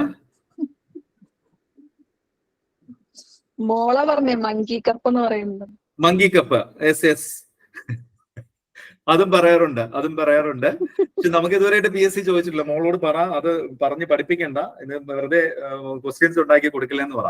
എന്തായാലും നെപ്പന്തിസ് അല്ലെങ്കിൽ പിച്ചർ ചെടി കേട്ടോ. നെപ്പന്തിസ് അല്ലെങ്കിൽ പിച്ചർ ചെടി എന്ന് പറയുന്നുണ്ട്. അല്ലെങ്കിൽ ഈ പറയുന്ന പോലെ മങ്കി കപ്പ് എന്നൊക്കെ പറയാം. Very good. ആ കുഞ്ഞിനൊരു എന്തായാലും ഒരു സന്തോഷത്തോടെ ഒരു ഹായ് പറഞ്ഞേക്കൂ. നെപ്പന്തിസും അതുപോലെ തന്നെ പിച്ചർ ചെടി കേട്ടോ. നെപ്പന്തിസും പിച്ചർ ചെടി, അതുപോലെ തന്നെ സൺഡ്യൂ ചെടി. ഇനി വേറൊരു കാര്യം കേട്ടോ, ഈ സൺഡ്യൂ ചെടിയൊക്കെ വരുന്ന ഒരു ഫാമിലി ഉണ്ട് കേട്ടോ, ഡ്രോസീറ. ഓക്കെ, ചില ക്വസ്റ്റ്യനകത്ത് കാണുന്ന പേര് ഡ്രോസീറയാണ്. ഓക്കെ, ഡ്രോസീറ എന്ന് പറയുന്നത് ഇൻസെക്ടിവോറസ് പ്ലാന്റിന് എക്സാമ്പിൾ ആണ്, ഇരപിടിയൻ സസ്യത്തിന് എക്സാമ്പിൾ ആണ്. അതിനകത്തൊക്കെയാണ് സൺഡ്യൂ വരുന്നത്. ഓക്കെ, സൺഡ്യൂ അല്ലെങ്കിൽ വീനസ് ഫ്ലൈ ട്രാപ്പ് അല്ലെങ്കിൽ പിച്ചർ ചെടി അല്ലെങ്കിൽ ഏതെന്ന് പറയാൻ നെപ്പന്തിസ് എന്ന് പറയാം. ഇതൊക്കെ ഏതിനകത്ത് വരുന്നത്? ഇൻസെക്ടിവോറസ് പ്ലാന്റിനകത്താ വരുന്നത്. അപ്പൊ ഞാനൊരു ക്വസ്റ്റ്യൻ ചോദിക്കാൻ പോവുകയാണ്. അപ്പൊ ഈ സസ്യങ്ങളൊക്കെ എന്തിനാണ് ഈ ഈച്ചയും പാറ്റയൊക്കെ പിടിച്ച് തിന്നുന്നതിന്റെ ആവശ്യം എന്താ? ഇതിന് കൃത്യമായിട്ട് നമുക്കറിയാം, ഇതിന്റെ നിറം പച്ച കളറാണ് അല്ലെ. ഫോട്ടോസിന്തസിസ് എന്തായാലും നടത്താൻ കഴിവുള്ള ചെടികളാണ് ഇതൊക്കെ. പിന്നെ എന്തിനാണ് ഈ പേര് വന്നത്? ഈ സസ്യങ്ങളിലും പ്രകാശ സംശ്ലേഷണം നടക്കുന്നുണ്ട്. പിന്നെ എന്തിനാണ് ഈ സാധനം ഇതിനെ പിടിച്ച് തിന്നുന്നത്? അല്ലെങ്കിൽ ഈച്ചകളെയും അല്ലെങ്കിൽ ഈ പാറ്റകളെയും ചെറിയ പ്രാണികളെയൊക്കെ പിടിച്ച് എന്തിനാ തിന്നുന്നത്? ആർക്ക് പറയാം? പെട്ടെന്ന് പറ.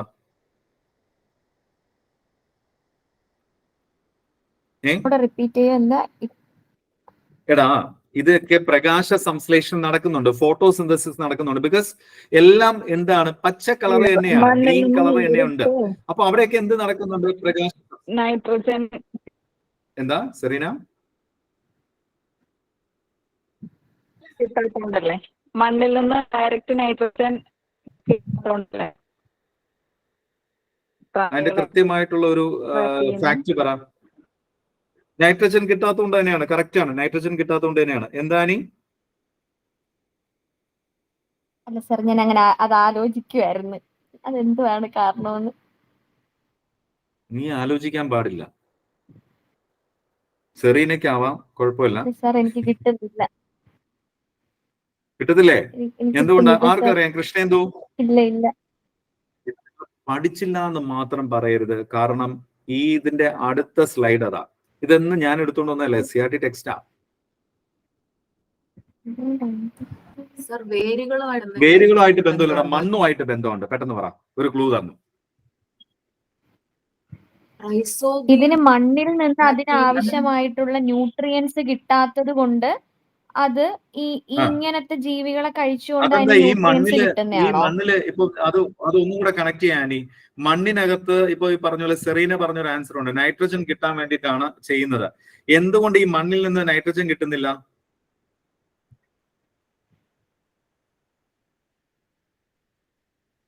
നൈട്രജൻ കിട്ടണമെന്നുണ്ടെങ്കിൽ നൈട്രജൻ ഫിക്സിംഗ് ആയിട്ടുള്ള മറ്റേ സംഭവങ്ങളൊക്കെ വേണ്ടേ സാർ? അതെന്താണ് ഈ മണ്ണിൽ മാത്രം എന്താ അതില്ലാത്ത? ഈ മണ്ണിൽ മാത്രം അതെന്താ ഇല്ലാത്ത? കൃഷ്ണേന്ദു അല്ലെങ്കിൽ അശ്വതി, ദേവിക. മണ്ണിൽ വളരുന്ന സസ്യങ്ങളല്ലേ? ഇത് മണ്ണിൽ വളരുന്ന സസ്യം തന്നെയാണ്. ഫാക്റ്റാണ്. നൈട്രജൻ കൂടുതലും ആകാശത്താണ്, അപ്പൊ അത് ഡയറക്റ്റ് പ്ലാന്റിന് കിട്ടത്തില്ല. ഇടിയുടെ അത് എല്ലാ പ്ലാന്റും പേര് പിടിച്ച് തന്നെയാണ് വരും. നൈട്രജൻ എപ്പോഴും ആകാശത്ത് തന്നെയുണ്ട്, നൈട്രജൻ റിലീസ് ചെയ്യുന്നതാണ്. കിട്ടിയ? പോയോ? തീർന്നോ? ഈ പ്ലാന്റുകൾ അറിയപ്പെടുന്നത് ഒരു പേരിലാണ്, ഞാനത് പഠിപ്പിക്കട്ടെ.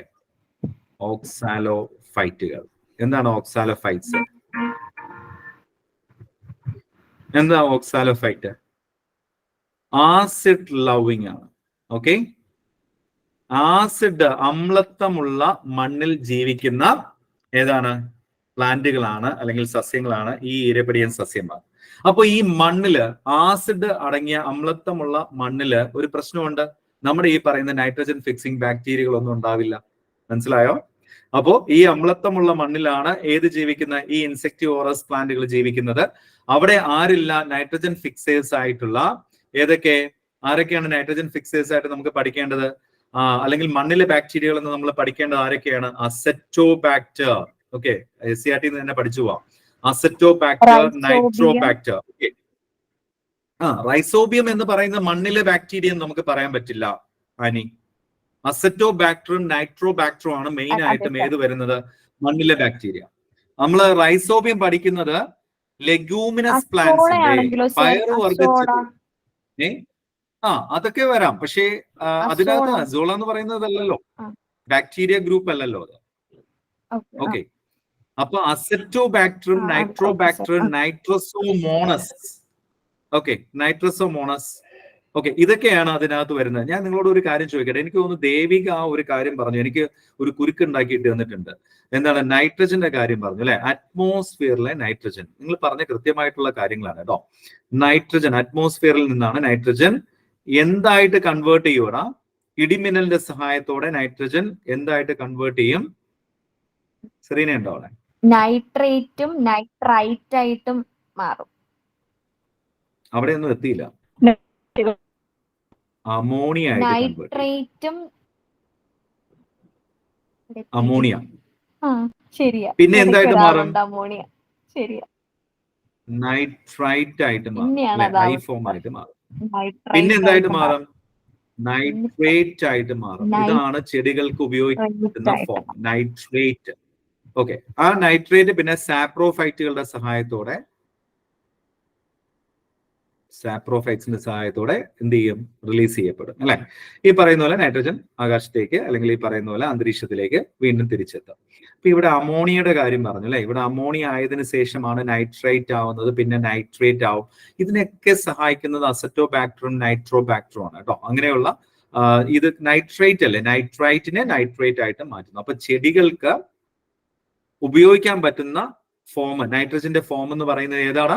നൈട്രേറ്റ് ആണ് കേട്ടോ. നൈട്രേറ്റ് A ഫോം ആണ് നൈട്രേറ്റ്. ഞാൻ അത് ഓർത്ത് വെക്കാൻ വേണ്ടി പറഞ്ഞതേ ഉള്ളൂ. നൈട്രേറ്റ് ഫോം ആണ് സസ്യങ്ങൾക്ക് ഉപയോഗിക്കാൻ പറ്റുന്ന നൈട്രജന്റെ രൂപം എന്ന് പറയുന്നത് നൈട്രേറ്റ് ഫോം ആണ്. ഓക്കെ, നൈട്രൈറ്റ് അല്ല, നൈട്രേറ്റ് ഫോം. ഇതൊരു പ്രീവിയസ് ക്വസ്റ്റ്യൻ ആണ്. വേറൊരു ക്വസ്റ്റ്യൻ വന്നത്, ഈ ഒരു നൈട്രജൻ സൈക്കിളിൽ നിന്ന് വേറൊരു ക്വസ്റ്റ്യൻ വന്നത് അമോണിയ എന്ന് പറയുന്ന ഫോമിൽ തന്നെ, കാരണം നൈട്രേറ്റ് ആയിട്ടോ മാറ്റേണ്ട ആവശ്യമില്ല. അന്തരീക്ഷത്തിലെ നൈട്രജൻ അമോണിയ ആയിട്ട് തന്നെ ഉപയോഗിക്കാൻ കഴിവുള്ള സസ്യമേത്? പറയാമോ? അമോണിയ ആയിട്ട് തന്നെ ഉപയോഗിക്കും എന്നറിയോ?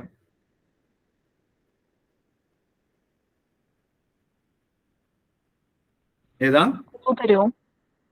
ഇതാ എഴുതി, ക്ലൂ ഒന്നുമില്ല, ഇവിടെ എഴുതി വെച്ചിട്ടുണ്ട്. ഏതാണ്? നെല്ല് കേട്ടോ, നെല്ല് പാഡി പ്ലാന്റ് ആണ്.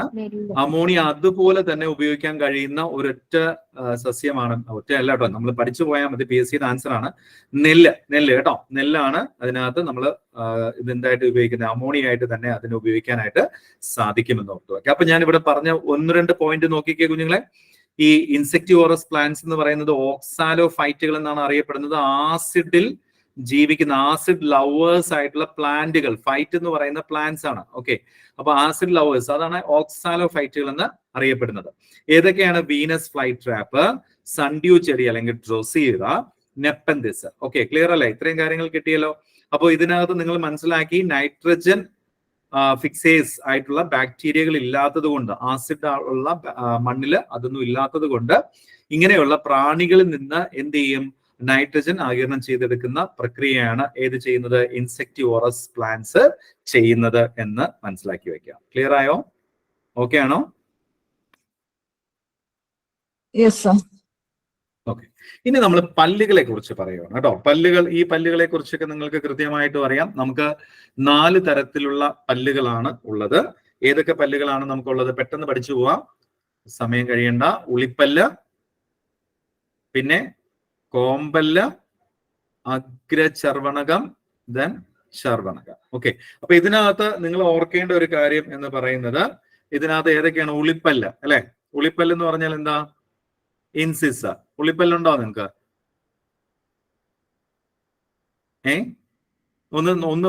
ഒന്ന് ആ പല്ലിൽ കൂടെ ഒന്ന് നാക്ക് ഓടിച്ച് നോക്കിക്കേ. ഉളിപ്പല്ല് എവിടെയാണുള്ളത്?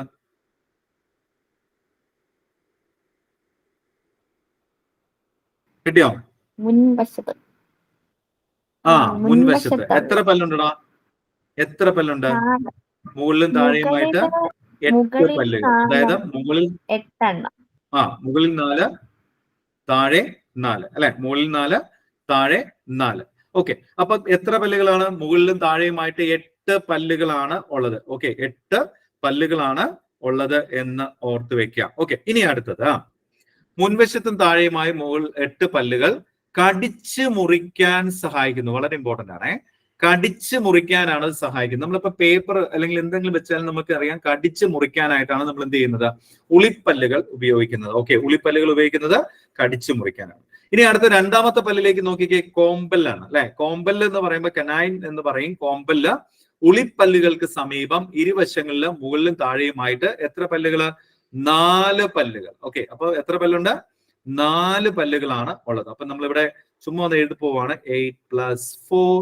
ഓക്കെ, ഇനി അഗ്രചർവണകം എന്ന് പറയുന്ന അടുത്ത പല്ലിൽ പോകുന്നതിന് മുമ്പ് ഈ 4 പല്ലുകൾ എന്ന് പറയുന്ന കോമ്പല്ല് എന്തിനുപയോഗിക്കുന്നു? കടിച്ചു കീറാൻ ഉപയോഗിക്കുന്നു. നമുക്കറിയാം, യക്ഷിപ്പല്ല് എന്നൊക്കെ പറയുന്ന പല്ലിനെയാണ് ഈ കോമ്പല്ല് എന്ന് പറയുന്നത്. അല്ലെങ്കിൽ നായകൾക്കും അല്ലെങ്കിൽ ഈ പറയുന്നത് പോലെ ലയണിനൊക്കെ ഭയങ്കര ശക്തമായിട്ട് കാണപ്പെടുന്ന പല്ലുകളാണ് അല്ലെ കോമ്പല്ല് എന്ന് പറയുന്ന സംഭവം. നിങ്ങൾക്കും ഈ പല്ലുകൾ വളരെ ശക്തമാണ് എന്നുള്ളത് കൃത്യമാണ്, നമുക്ക് ഒന്നും സംശയമില്ല. അപ്പൊ കടിച്ചു കീറാൻ സഹായിക്കുന്നത് ഏതാണ് എന്ന് ചോദിച്ചാൽ കോമ്പല്ലാണ്. ഇനി അത് എത്ര എന്ന് പറഞ്ഞു? 4 പല്ലുകളാണ് കോമ്പല്ലുകൾ ഉള്ളതെന്ന് നമ്മൾ പഠിച്ചു വെച്ചിട്ടുണ്ട്.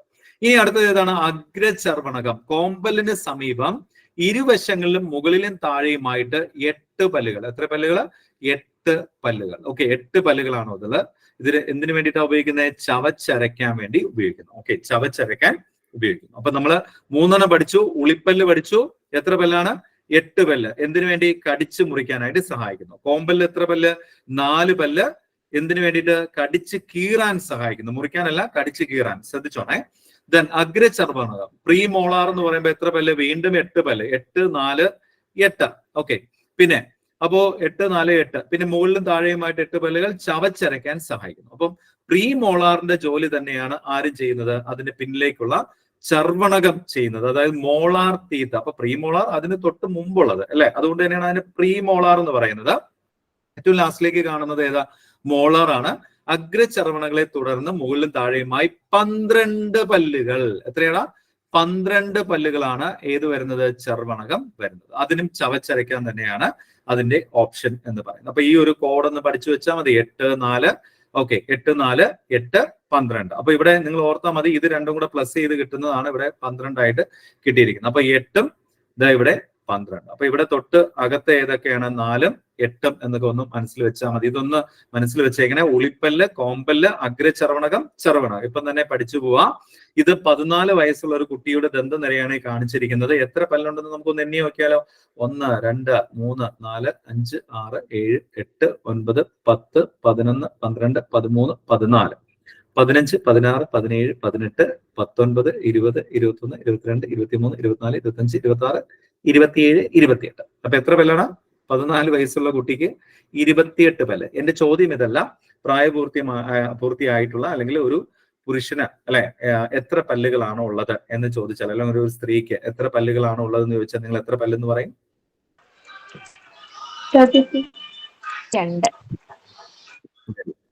32 പല്ലുകൾ. ഓക്കെ, 32 പല്ലുകൾ. അപ്പൊ കുട്ടികൾക്കുള്ള പല്ലുകൾ എത്രയാണ്?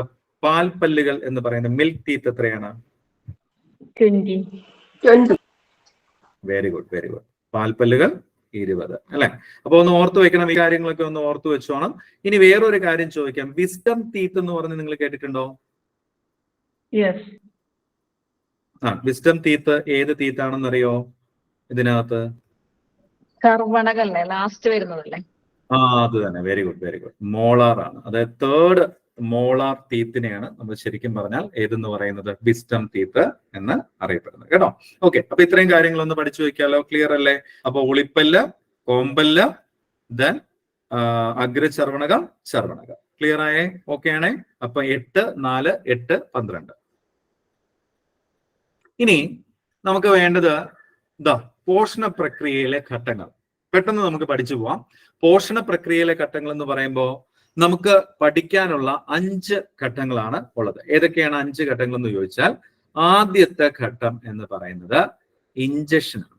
ഓക്കെ, ഇഞ്ചക്ഷൻ നമുക്കൊന്ന് ഇംഗ്ലീഷിൽ എഴുതിയിട്ട് നമുക്ക് മലയാളത്തിലേക്ക് പോകാം. രണ്ടാമത്തെ ഘട്ടം എന്ന് പറയുന്നത് ഏതാണ് എന്ന് ചോദിച്ചാൽ ഡൈജഷൻ എന്ന് പറയാം. ഓക്കെ, ഡൈജഷൻ എന്ന് പറയാം. ഓക്കെ, ദെൻ മൂന്നാമത്തെ ഘട്ടം ഏതെന്ന് ചോദിച്ചാൽ അബ്സോർപ്ഷൻ എന്ന് പറയും. ഓക്കെ, അബ്സോർപ്ഷൻ എന്ന് പറയാം. അടുത്തത് നാലാമത്തെ ഘട്ടം ഏതെന്ന് ചോദിച്ചാൽ ഏതാണ്? അസിമിലേഷൻ എന്ന് പറയാം. ഓക്കെ, അസിമിലേഷൻ എന്ന് പറയാം. ഓക്കെ, അഞ്ചാമത്തെ ഘട്ടം ഏതാണ്? എക്സ്ക്രീഷൻ എന്ന് പറയാം. എക്സ്ക്രീഷൻ എന്ന് പറയാം. ഓക്കെ, നമുക്കിനി ഓരോന്നായിട്ട് നോക്കാം എന്താണ് ഇതിനകത്ത് സംഭവിക്കുന്നത് എന്നുള്ളത്. അപ്പൊ പോഷണ പ്രക്രിയയിലെ നിങ്ങൾക്ക് PSC ചോദിക്കുന്ന 2 ചോദ്യങ്ങൾ ഇതാണ്. പോഷണ പ്രക്രിയയിലെ ആദ്യ ഘട്ടം ഏതാണ് എന്ന് ചോദിച്ചാൽ ഏത് ഘട്ടമാണ്? ആഹാര സ്വീകരണം അല്ലെങ്കിൽ ഇഞ്ചക്ഷൻ എന്ന് പറയാം. അപ്പൊ ആദ്യത്തെ ക്വസ്റ്റ്യൻ പിടിച്ചോ. ഏതാണ് ആദ്യത്തെ ക്വസ്റ്റ്യൻ? പോഷണ പ്രക്രിയയിലെ ആദ്യ ഘട്ടം ഏതാണ്? ആഹാര സ്വീകരണം അല്ലെങ്കിൽ ഇഞ്ചക്ഷൻ. നമ്മൾ ഉള്ളിലേക്ക് വായിലേക്ക് വെക്കുന്നതിനെയാണ് നമ്മൾ എന്തെന്ന് പറയുന്നത്? ഇഞ്ചക്ഷൻ എന്ന് പറയുന്നത്. അപ്പൊ ആദ്യ ഘട്ടം എന്ന് പറയുന്നത് ഏതാണ്? ഇഞ്ചക്ഷൻ അല്ലെങ്കിൽ ആഹാര സ്വീകരണം. ഇനി ആഹാരത്തിൽ അടങ്ങിയ ജൈവ ഘടകങ്ങളെ ശരീരത്തിന് സ്വീകരിക്കാൻ കഴിയുന്ന ലളിത ഘടകങ്ങളാക്കുന്ന പ്രക്രിയയെ പറയുന്ന പേരാണ് ഡൈജഷൻ എന്ന് പറയുന്നത്. നമ്മൾ ഒരുപാട് വലിച്ചു വാരി കഴിക്കുമ്പോൾ നമ്മൾ പറയല്ലോ ഡൈജഷൻ നടന്നില്ല. കാരണം എന്താണ്? അത് ബ്രേക്ക് ഡൗൺ ചെയ്യാൻ പറ്റില്ല. ചെറിയ ചെറിയ ഭാഗങ്ങളായിട്ട് ശരീരത്തിന് സ്വീകരിക്കാൻ കഴിയാത്ത രീതിയിൽ നമ്മൾ എടുത്ത് കഴിക്കുമ്പോഴാണ് എന്ത് പറ്റുന്നത്? ദഹനം കാര്യമായിട്ട് നടക്കാതെ വരുന്നത് അല്ലെ. അപ്പൊ അതിനകത്ത് നമ്മൾ ചിലപ്പോൾ ചില റീലുകളിലൊക്കെ കണ്ടിട്ടുണ്ടാവും. ആകെ 1.5 ഇഞ്ചിന്റെ പൈപ്പാണുള്ളത്, അതിനകത്തുകൂടെ ആഹാരം വലിച്ചു കയറ്റുന്ന കണ്ടില്ലേ എന്നൊക്കെ പറഞ്ഞ് നമ്മൾ ചുമ്മാ കളിക്കൊക്കെ പറയാറുണ്ട്. അപ്പൊ അതിനകത്ത് ലളിത ഘടകങ്ങളാക്കി മാറ്റാൻ പറ്റാതെ വരുന്ന അവസ്ഥയിലാണ് ഡൈജഷൻ നടക്കാതെ വരുന്ന എന്ന് പറയുന്ന അവസ്ഥ. അപ്പൊ രണ്ടാമത്തത് കിട്ടിയല്ലോ. എന്താണ്?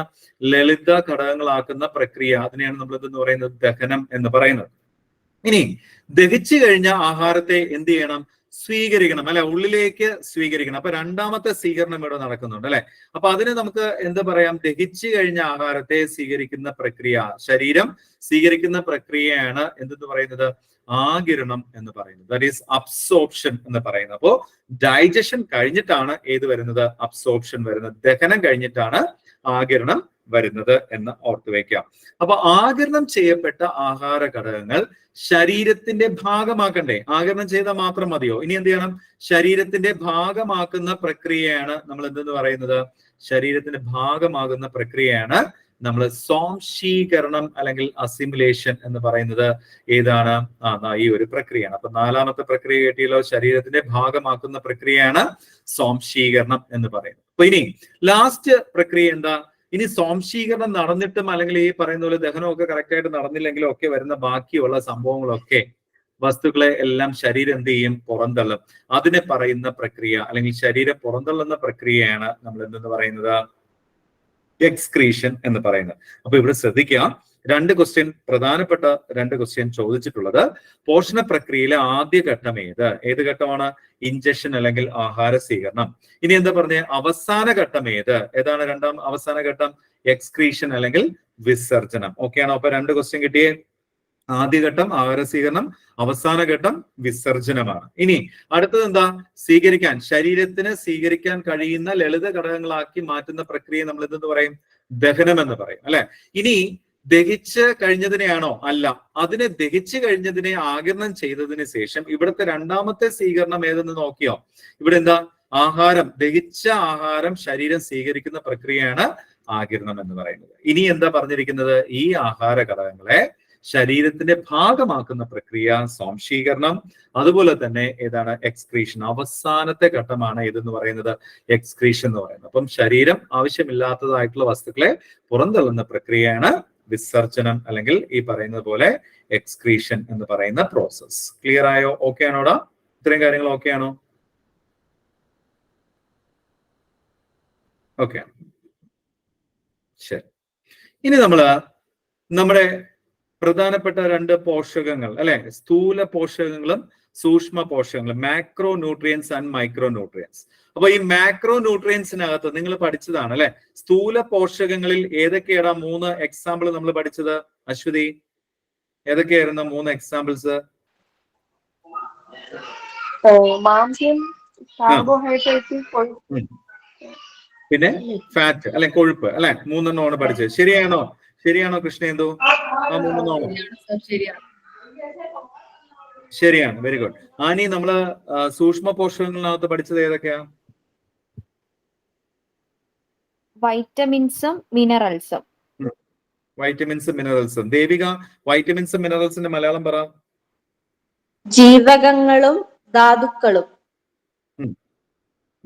Very good. ഓക്കെ, അപ്പൊ നിങ്ങൾക്ക് കാര്യങ്ങളൊക്കെ പിടികിട്ടി. അപ്പൊ നമ്മൾ ഇനി പഠിക്കാൻ പോകുന്നത് കാർബോഹൈഡ്രേറ്റിന്റെ മലയാളം ധാന്യകം, അല്ലെ? കാർബോഹൈഡ്രേറ്റിന്റെ മലയാളം എന്താ? ധാന്യകം എന്ന് പറയാം, അല്ലെങ്കിൽ കാർബോഹൈഡ്രേറ്റ്. എന്താണ് അതെന്നുള്ളത് നമുക്ക് പറയാം കേട്ടോ. എന്തുകൊണ്ട് അതിന് ധാന്യകം എന്ന് പറയുന്ന വാക്ക് കിട്ടി എന്നൊക്കെ ഉള്ളത് നമുക്ക് പറയാം. അപ്പൊ ഇവിടെ നിങ്ങൾ മനസ്സിലാക്കേണ്ടത്, ആദ്യം നമ്മൾ പഠിക്കാൻ പോകുന്നത് സ്ഥൂല പോഷകങ്ങളിനകത്തുള്ള ആദ്യത്തെ ഒരെണ്ണം പഠിക്കാൻ പോകുന്നു, കാർബോഹൈഡ്രേറ്റ്.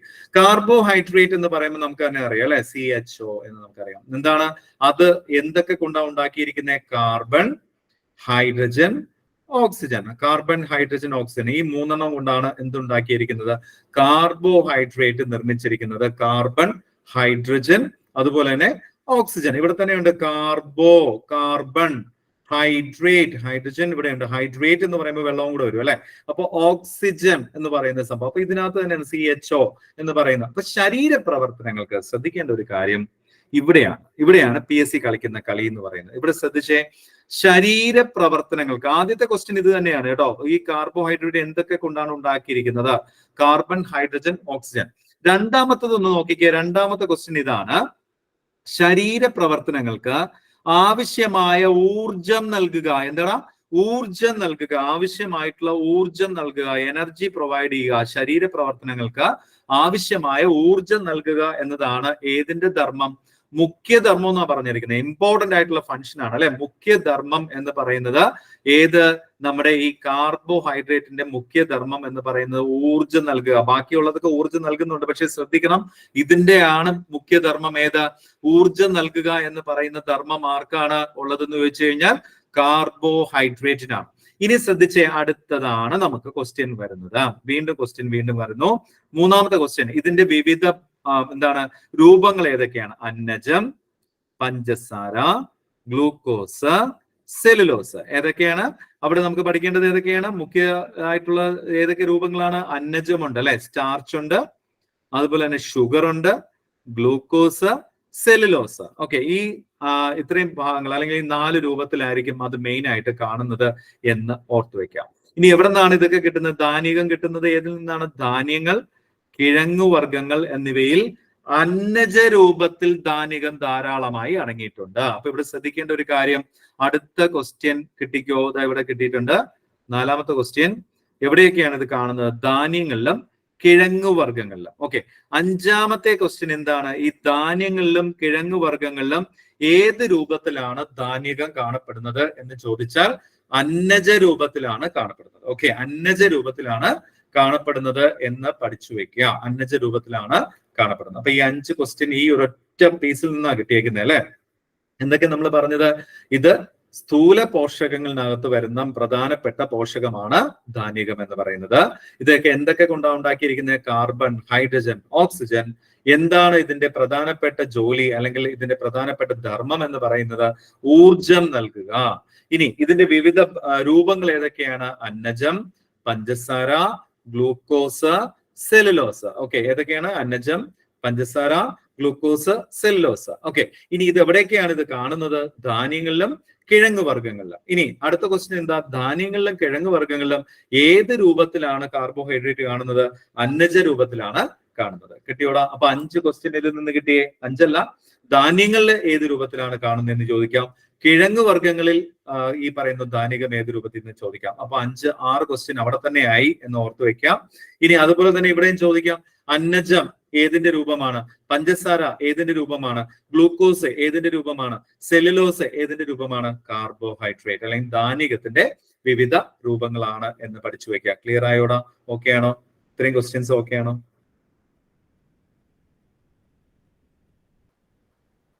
യെസ്.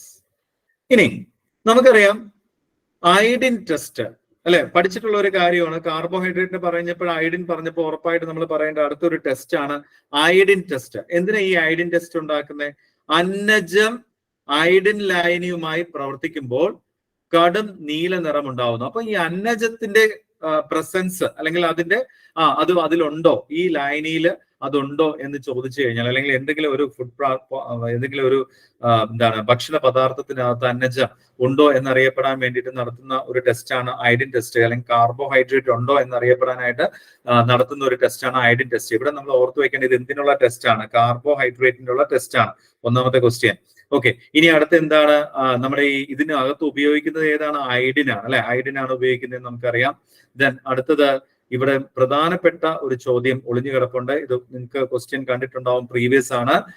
ഏത് നിറത്തിലാണ് ഇത് കാണപ്പെടുന്നത്? അല്ലെങ്കിൽ അന്നജം അയഡിൻ ലൈനുമായി പ്രവർത്തിക്കുമ്പോൾ ഏത് നിറം കാണുന്നു എന്ന് ചോദിച്ചാൽ കടും നീല നിറമായിരിക്കും നമുക്ക് കിട്ടുന്നത്. ഓക്കെ, അങ്ങനെയാണെങ്കിൽ അവിടെ എന്തുണ്ടെന്ന് നമുക്ക് കൺഫേം ചെയ്യാം.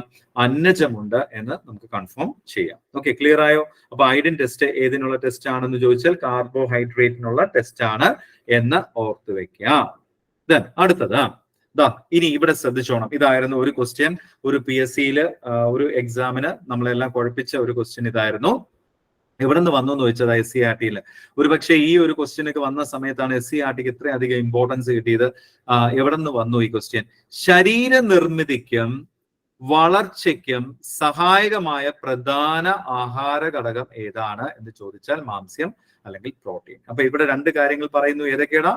1ാമത്തെ ക്വസ്റ്റ്യൻ ഇതാണ്, വളർച്ചയ്ക്കും സഹായകമായ പ്രധാന ആഹാര ഘടകം. നമുക്കറിയാം ബിൽഡിംഗ് ബ്ലോക്സ് എന്നാണ് നമ്മൾ പറയാറുള്ളത് അല്ലെ. ബിൽഡിംഗ് ബ്ലോക്സ് എന്ന് നമ്മൾ പറയാറുണ്ട്. ശരീര നിർമ്മിതിക്കും വളർച്ചയ്ക്കും സഹായകമായ പ്രധാന ആഹാര ഘടകമാണ് പ്രോട്ടീൻ. ശരീരത്തിലെ കോശങ്ങൾ, മുടി, ദഹനരസങ്ങൾ തുടങ്ങിയവയുടെ നിർമ്മാണത്തിന്, ഇതായിരുന്നു അടുത്തൊരു ക്വസ്റ്റ്യൻ. ഇതാണ് ക്വസ്റ്റ്യൻ ആയിട്ട് ചോദിച്ചത്. ദഹനരസങ്ങൾ ഉൽപ്പാദിപ്പിക്കാൻ സഹായിക്കുന്ന പോഷക ഘടകം ഏതാണ്? പ്രധാന പോഷക ഘടകം ഏതാണെന്ന് ചോദിച്ചാൽ ഏതാണ്? പ്രോട്ടീൻ ആണ് എന്ന് ഓർത്ത് വെക്കാം. കോശങ്ങൾ നിർമ്മിക്കുന്നത് നമുക്കറിയാം, ബിൽഡിംഗ് ബ്ലോക്സ് നമ്മൾ പറഞ്ഞു.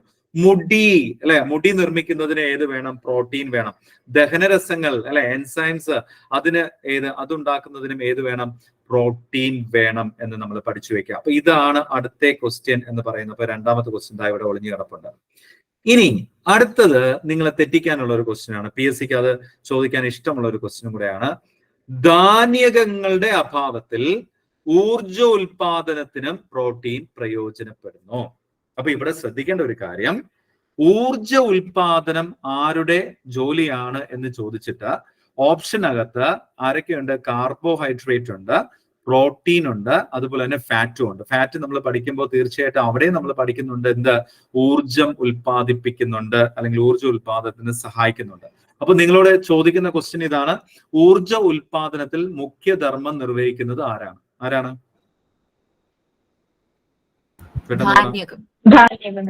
ആണോ? ധാന്യകമാണോ? യെസ്, ധാന്യകമാണ് അല്ലെ.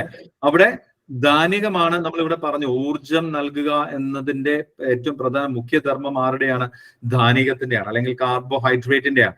ഇവിടെ ധാന്യകത്തിന്റെ അല്ലെങ്കിൽ ധാന്യകങ്ങളുടെ അഭാവത്തിലാണ് ആര് അത് ഏറ്റെടുക്കുന്നത്? പ്രോട്ടീൻ ഏറ്റെടുക്കുന്നത് എന്ന് ഓർത്തു വെക്കാം. ഇനി അടുത്തത്, ഇത് എന്തൊക്കെ കൊണ്ടാണ് ഉണ്ടാക്കിയിരിക്കുന്നത് എന്ന് ചോദിച്ചാൽ എന്താണ്? എന്തൊക്കെ കൊണ്ടാ? Hydrogen, okay, then carbon, oxygen, nitrogen, sulphur. പഠിച്ചു പോണേ. Hydrogen, carbon, oxygen, nitrogen, sulphur, ഇതൊക്കെ ചേർന്നിട്ടാണ് എന്ത് ഉണ്ടാക്കിയിരിക്കുന്നത്? പ്രോട്ടീൻ ഉണ്ടാക്കിയിരിക്കുന്നത് എന്ന് ഓർത്തു വെക്കാം. ഇനി ഇവിടെ അടുത്തൊരു ക്വസ്റ്റ്യൻ കിടപ്പുണ്ട്. ഓക്കെ, 5ാമത്തെ ക്വസ്റ്റ്യൻ കണ്ടോടായോ? ഇങ്ങനെയാണ് ഇത് അർത്ഥം മുറിച്ച് പഠിക്കേണ്ടതെന്ന് മനസ്സിലായോ? SCERT ടെക്സ്റ്റ് ഇങ്ങനെ പഠിച്ചാലേ പറ്റുള്ളൂ കേട്ടോ. ഒരാളുടെ ശരീരഭാരത്തിന് അനുസരിച്ച് 1 കിലോഗ്രാമിന് 1 ഗ്രാം എന്ന തോതിൽ പ്രോട്ടീൻ ഓരോ ദിവസവും ഭക്ഷണത്തിൽ നിന്ന് ലഭിക്കണം. കൊടുക്കുന്നുണ്ടോ? ശ്രദ്ധിച്ചാൽ മതി. നിങ്ങൾക്ക് എത്ര കിലോഗ്രാം ഉണ്ടോ അത്രയും ഗ്രാം. ഓക്കെ, അതായത് 1 കിലോഗ്രാമിന് 1 ഗ്രാം. ഇപ്പൊ 50 കിലോ ഉള്ള ഒരാളാണെങ്കിൽ 50 ഗ്രാം പ്രോട്ടീൻ ഓരോ ദിവസവും ഭക്ഷണത്തിൽ നിന്ന് ലഭിക്കണം. കിട്ടുന്നുണ്ടോ എന്നാണ് നിങ്ങൾ ശ്രദ്ധിക്കേണ്ടത്. അങ്ങനെ കിട്ടാത്ത കുട്ടികളിലാണ് ഏത് വരുന്നത്? ക്വാഷിയോർക്കർ എന്ന് പറയുന്ന അസുഖം. പ്രോട്ടീന്റെ അഭാവം മൂലം ഉണ്ടാകുന്ന അസുഖത്തിന്റെ പേരാണ് എന്ത്? ക്വാഷിയോർക്കർ എന്ന് പറയുന്നത്. അപ്പൊ ഓർത്തു വെക്കുക, 5ാമത്തെ ക്വസ്റ്റ്യൻ എന്തായിരുന്നു? 1 കിലോഗ്രാമിന് 1 ഗ്രാം എന്ന തോതിൽ പ്രോട്ടീൻ ഓരോ ദിവസവും ഭക്ഷണത്തിൽ നിന്ന് ലഭിക്കണം. അപ്പൊ എന്താണ് ഇതിന് നമുക്ക് പറയാൻ പറ്റുന്നത്? ക്വാഷിയോർക്കർ. പ്രോട്ടീന്റെ അഭാവം മൂലം ഉണ്ടാകുന്ന ഒരു രോഗമാണ് ക്വാഷിയോർക്കർ. ഇതിന്റെ പ്രത്യേകത എന്താണ്? ഇത് ബാധിച്ചവരുടെ ശരീരം ശോഷിച്ചും വയർ വീർത്തുമിരിക്കും. വേറെ ഏതെങ്കിലും അസുഖം ഉണ്ടോ? ആ പ്രോട്ടീനുമായി ബന്ധപ്പെട്ട് വേറെ ഏതെങ്കിലും അസുഖം ഉണ്ടോ? വേറെ ഏതെങ്കിലും അസുഖം ഉണ്ടോ? Marasmus. Very good, very good. Marasmus അല്ലെ.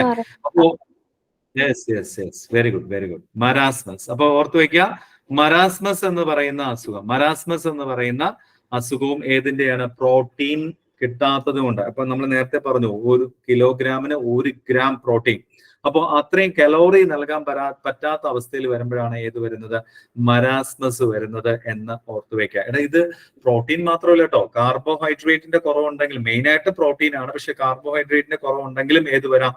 മരാസ്മസ് വരാം. പക്ഷെ നമുക്ക് ഉറപ്പായിട്ടും പഠിക്കാൻ പറ്റുന്ന ഏതാണ്? ക്വാഷിയോർക്കർ ആണ്. ക്വാഷിയോർക്കറും മരാസ്മസും നമുക്ക് ഏതിന്റെ തന്നെ പഠിക്കാം? പ്രോട്ടീന്റെ തന്നെ പഠിക്കാം. കാർബോഹൈഡ്രേറ്റിന്റെ കുറവുണ്ടെങ്കിലും ഏത് വരാം? മരാസ്മസ് വരാം എന്ന് ഓർത്തു വെക്കാം. ഓക്കെ, ഇത്രയും കാര്യങ്ങൾ കിട്ടിയോ? അപ്പൊ ഇവിടെ എത്ര ക്വസ്റ്റ്യൻസ് പഠിച്ചു? 5 ക്വസ്റ്റ്യൻസ്. ദെൻ ഇവിടെ ഈ ഒരു സ്ലൈഡിൽ തന്നെ ഉള്ള ഒരു പാർട്ടാണിത്, 6ാമത്തെ ക്വസ്റ്റ്യൻ. കണ്ടോ? ഒരൊറ്റ പേജിന്റെ ചെറിയൊരു ഭാഗത്തു നിന്ന് എത്ര ക്വസ്റ്റ്യൻസ് ആണ് SCERT നിന്ന് വരുന്നതെന്ന് ഇപ്പൊ മനസ്സിലായല്ലോ. ഇതുപോലെ അറുത്ത് മുറിച്ച് പഠിക്കണം, എന്നാലേ പറ്റുള്ളൂ നമുക്ക് മുമ്പിലേക്ക് പോകാൻ. എന്തിനാ ഇത്രയൊക്കെ പഠിക്കുന്നതെന്ന് നിങ്ങൾ ചിലപ്പം ചോദിച്ചേക്കാം. ഇതാണ് നേരത്തെ ഞാൻ സെറീനോടും അല്ലെങ്കിൽ കൃഷ്ണേന്ദുവിനോടും ഒക്കെ ഞാൻ പറഞ്ഞൊരു കാര്യം. എന്താണ്? നിങ്ങൾ കൃത്യമായിട്ട് ഒരു ക്ലാരിറ്റിയിൽ പഠിച്ചാൽ മാത്രമേ നമുക്ക് എങ്ങനെയുള്ള ക്വസ്റ്റ്യൻ ആൻസർ ചെയ്യാൻ പറ്റുള്ളൂ? സ്റ്റേറ്റ്മെന്റ് ലെവല് നമുക്ക് ആൻസർ ചെയ്യാൻ പറ്റുള്ളൂ. ഓക്കെ, സ്റ്റേറ്റ്മെന്റ് ലെവല് ആൻസർ ചെയ്യണമെങ്കിൽ ഇതേ പറ്റത്തുള്ളൂ. ഓക്കെ, ഇനി അടുത്ത് നമ്മൾ കൊഴുപ്പിലേക്ക് വരികയാണ്. ലാസ്റ്റ് വൺ കൊഴുപ്പാണ്. നമ്മുടെ ശരീരത്തിന് കുറഞ്ഞ അളവിൽ ആവശ്യമായ ആഹാര ഘടകങ്ങളിൽ ഒന്നാണ് ഏതെന്ന് പറയുന്നത്? കൊഴുപ്പ് എന്ന് പറയുന്നത്. ഇവിടെ ശ്രദ്ധിച്ചേ, എവിടെ നിന്നൊക്കെയാണ് ഈ കൊഴുപ്പ് കിട്ടുന്നത് എന്ന് ചോദിച്ചാൽ മാംസം, മത്സ്യം, പാലുൽപ്പന്നങ്ങൾ, മുട്ട, വിവിധ തരം പരിപ്പുകൾ. ഇതാണ് ഒരു ക്വസ്റ്റ്യൻ. ഇതാണ് PSCയുടെ കളി എന്ന് പറയുന്നത്. ഓക്കെ, അപ്പൊ ഇവിടെ നമുക്കറിയാം, ഇവിടെ ഈ പറയുന്ന പോലെ മാംസം, മത്സ്യം, പാൽ ഉൽപ്പന്നങ്ങൾ, മുട്ട എന്നൊക്കെ പറഞ്ഞു പഠിച്ചു അല്ലെ. പരിപ്പുകളിൽ ഏറ്റവും അടങ്ങിയത് എന്താണെന്ന് ചോദിച്ചാൽ അത് കൊഴുപ്പാണ്, അല്ലെ? പക്ഷേ നിങ്ങളോട് പയറുവർഗത്തിൽ ഏറ്റവും കൂടുതൽ അടങ്ങിയത് ഏതെന്ന് ചോദിച്ചാൽ നിങ്ങൾ ഏത് പറയും? പ്രോട്ടീൻ. പ്രോട്ടീൻ ആണ്, അല്ലെ? അവിടെ നമുക്കറിയാന്നുള്ളത് പ്രോട്ടീൻ ആണ് എന്ന് ഓർത്തു വെക്കുക. അപ്പൊ അവിടെ പലർക്കും ആ ഒരു ക്വസ്റ്റ്യൻ തെറ്റിയത് അത് കാരണമാണ്. കാരണം പരിപ്പ് എന്ന് പറഞ്ഞപ്പോ പെട്ടെന്ന് ഇവരുടെ മനസ്സിലേക്ക് ഏത് വന്നു? പയറ് വന്നു. ഓക്കെ, പരിപ്പുകളും പയറാണോ എന്ന് തോന്നിപ്പോകുന്ന ഒരു അവസ്ഥ. പക്ഷേ ഓർത്തു വെക്കുക, പരിപ്പുകളിൽ കൂടുതലായിട്ടും കാണുന്നത് ഏതാണ്? കൊഴുപ്പാണ് എന്ന് ഓർത്തു വെക്കുക. ഓക്കെ, കൊഴുപ്പാണ് എന്ന് ഓർത്തു വെക്കുക. ഇനി അതിനകത്ത് വേറൊരു കാര്യം പറയുന്നത് പോലെ ഇവിടെ ശ്രദ്ധിച്ചേ, ഇത് കണ്ടോ, അടുത്ത ക്വസ്റ്റ്യൻ. കാർബോഹൈഡ്രേറ്റിനെ പോലെ കൊഴുപ്പും എന്ത് ചെയ്യുന്നു? ഊർജം പ്രദാനം ചെയ്യുന്ന ആഹാര ഘടകമാണ്. പക്ഷെ അവിടെ എന്ത് പറഞ്ഞിട്ടില്ല? മുഖ്യധർമ്മമാണ് എന്ന് പറഞ്ഞിട്ടില്ല. എവിടെ മാത്രമേ മുഖ്യധർമ്മത്തിന്റെ കാര്യം പറയുന്നുള്ളൂ? കാർബോഹൈഡ്രേറ്റിന്റെ കാര്യത്തിൽ മാത്രമേ പറയുന്നുള്ളൂ. പക്ഷെ പ്രോട്ടീൻ പറഞ്ഞപ്പോഴും കൊഴുപ്പ് പറഞ്ഞപ്പോഴും അല്ലെങ്കിൽ ഫാറ്റ് പറഞ്ഞപ്പോഴൊക്കെ ഏത് പറയുന്നുണ്ട്? ഊർജം പ്രദാനം ചെയ്യുന്നുണ്ടെന്ന് പറയുന്നുണ്ട്, അല്ലെ? ഇനി ഇവിടെ നമ്മൾ പറഞ്ഞു ചില വിറ്റാമിനുകൾ കൊഴുപ്പിൽ മാത്രമേ ലയിക്കുകയുള്ളൂ എന്ന് നമ്മൾ ഇവിടെ തന്നെ പറയുന്നുണ്ട്, അല്ലെ? അപ്പൊ ഏതാണ്? കൊഴുപ്പ് ആരോഗ്യത്തിന് കേടാണ്, അല്ലെ? നമ്മൾ പഠിച്ച അല്ലെങ്കിൽ അഡക് എന്ന് പറയുന്ന നിങ്ങൾ പഠിച്ച സംഭവം തന്നെയാണ്. കൊഴുപ്പ് ആരോഗ്യത്തിന് കേടാണ്, അല്ലെ? നിങ്ങൾ പഠിച്ചതാണത്, കേടാണ്. ഓക്കെ, അപ്പൊ എന്താണ് അഡക് എന്ന് നിങ്ങൾ പഠിച്ച സാധനം തന്നെയാണ് KEDA. അപ്പോൾ vitamin A, vitamin D, vitamin E, vitamin K, ഇത് മൂന്നും ഈ നാലെണ്ണം ഏതാണ്? ഫാറ്റ് സോലുബിൾ ആണ്. ഓക്കെ, കൊഴുപ്പിൽ അലിയുന്നതാണ് എന്ന് നമ്മൾ പഠിച്ചു വയ്ക്കും. ഓക്കെ, അപ്പോൾ കൊഴുപ്പ് ആരോഗ്യത്തിന് കേടാണ് എന്ന് പഠിക്കുമ്പോൾ തന്നെ കൃത്യമായിട്ടും കിട്ടി. കൊഴുപ്പിൽ അലിയുന്ന ഏതൊക്കെ വൈറ്റമിൻസ് ആണെന്ന് നിങ്ങൾ ഇനി മറന്നു പോകില്ലല്ലോ, കേടാണ്. Okay, clear. ഇനി ഇവിടെ നിങ്ങൾ ഒരു കാര്യം ഈ ടെക്സ്റ്റ് ബുക്കിനകത്ത് തന്നെ പറഞ്ഞിരിക്കുന്ന ഒരു കാര്യം കൂടെ പറയാനുണ്ട്. കൊളസ്ട്രോള് എത്ര അളവാണ് എന്ന്, നോർമൽ ആയിട്ടുള്ള അളവ്, നമുക്ക് ഈ ഒരാൾ പരിശോധിച്ച ഒരു അളവാണ് കൊടുത്തിരിക്കുന്നത്. ഇവിടെ രണ്ട് കാര്യങ്ങൾ നിങ്ങൾക്ക് ഇതിൽ നിന്ന് പഠിക്കാം ഈ ഒരു ചാർട്ടിൽ നിന്ന്. കൊളസ്ട്രോൾ എത്രയായിരിക്കണം എന്ന് ചോദിച്ചു കഴിഞ്ഞാൽ അപ് ടു 200 mg per, ഇതെന്താണെന്നറിയോ? DL. എന്താ DL? ആ യൂണിറ്റ് എന്താണെന്നറിയോ?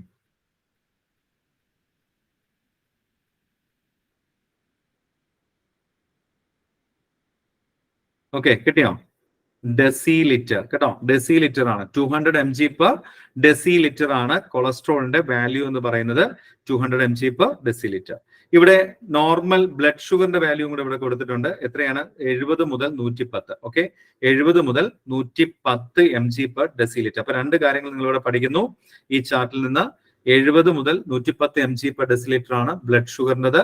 രണ്ടാമത് ഏതാണ്? കൊളസ്ട്രോൾ. ഓക്കെ, കൊളസ്ട്രോളിന്റെ എത്രയാണ്? 200 mg per ഡെസിലിറ്റർ എന്ന് മനസ്സിലാക്കി വെക്കാം. ഓക്കെ, ഡെസിലിറ്റർ എന്ന് മനസ്സിലാക്കി വെക്കാം. ഇനി പ്രമേഹം എന്ന് പറയുന്ന അവസ്ഥ എത്രയെന്ന് അറിയാമോ? ഡയബറ്റിക്സ് എന്ന് പറയുന്നത് ഏതിന് മുകളിലേക്ക് വരുമ്പോഴാണ് ഡയബറ്റിക്സ് വരുന്നത്? ഓക്കെ, 125 125 മുകളിലേക്ക്, 125 മുകളിലേക്ക്. ഓക്കെ, 126 മുതൽ പ്രമേഹം എന്ന് നമുക്ക് പറയാം, കേട്ടോ. Okay, coming to last one. ഈ ഒരു കാര്യം കൂടെ നമ്മൾ പഠിച്ചിട്ട് നിർത്താം.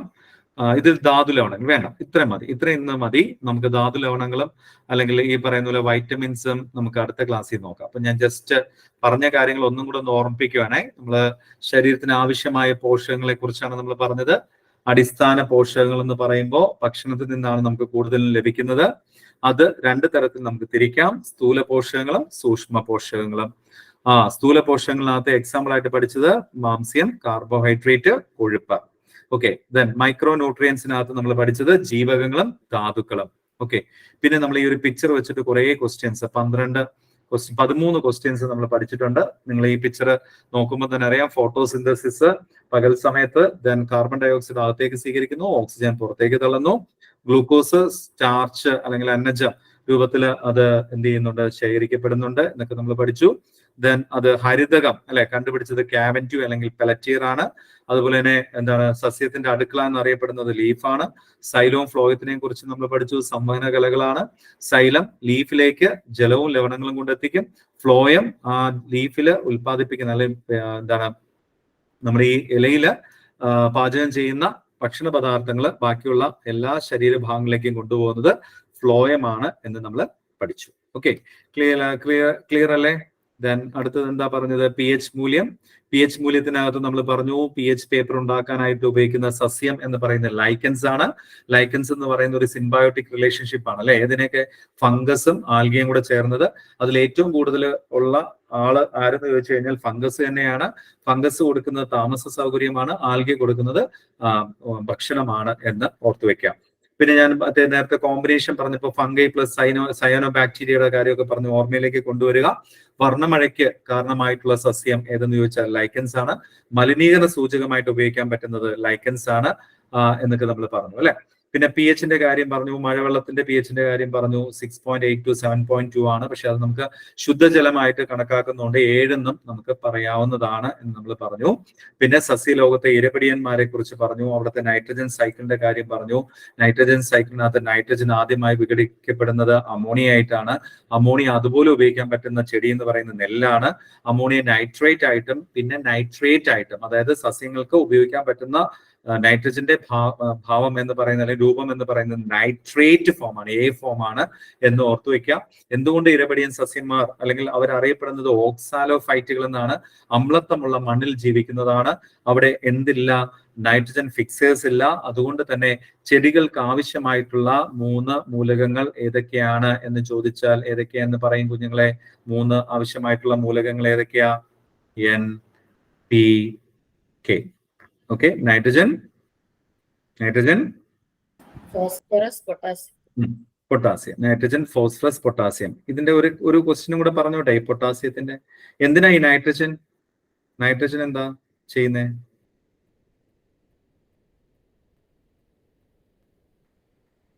ചെടിയുടെ വളർച്ച, മുകളിലേക്കുള്ള വളർച്ച. ഫോസ്ഫറസ് ചെയ്യുന്നത് താഴേക്കുള്ള വളർച്ച, പൂക്കുന്നതിനൊക്കെ സഹായിക്കും കേട്ടോ. പൊട്ടാസ്യം എന്ന് പറയുന്നത് ഓവറോൾ വളർച്ചയാണ് കേട്ടോ. ഓവറോൾ വളർച്ചയാണ് പൊട്ടാസ്യം ചെയ്യുന്നത് എന്ന് ഓർത്തു വയ്ക്കുക. ഇവിടെ ഒരു ക്വസ്റ്റ്യൻ PSC ചോദിച്ചത് ഇതാണ്. പ്രീവിയസ് ക്വസ്റ്റ്യൻസ് പെട്ടെന്ന് ഓർമ്മയിൽ വരുന്നതുകൊണ്ടാണ്, ചിലപ്പോൾ മറന്നു പോകും, അതുകൊണ്ടായി പറയുന്നത്. പൊട്ടാസ്യത്തിന്റെ കാര്യം ചോദിക്കുമ്പോൾ നമ്മുടെ ഹാർവെസ്റ്റിംഗ് കഴിഞ്ഞാൽ, വിളവെടുപ്പ് കഴിഞ്ഞാൽ മണ്ണിൽ നിന്ന് ഏറ്റവും കൂടുതൽ നഷ്ടമാകുന്ന മൂലകം ഏതാണ് എന്ന് ചോദിച്ചിട്ടുണ്ട്.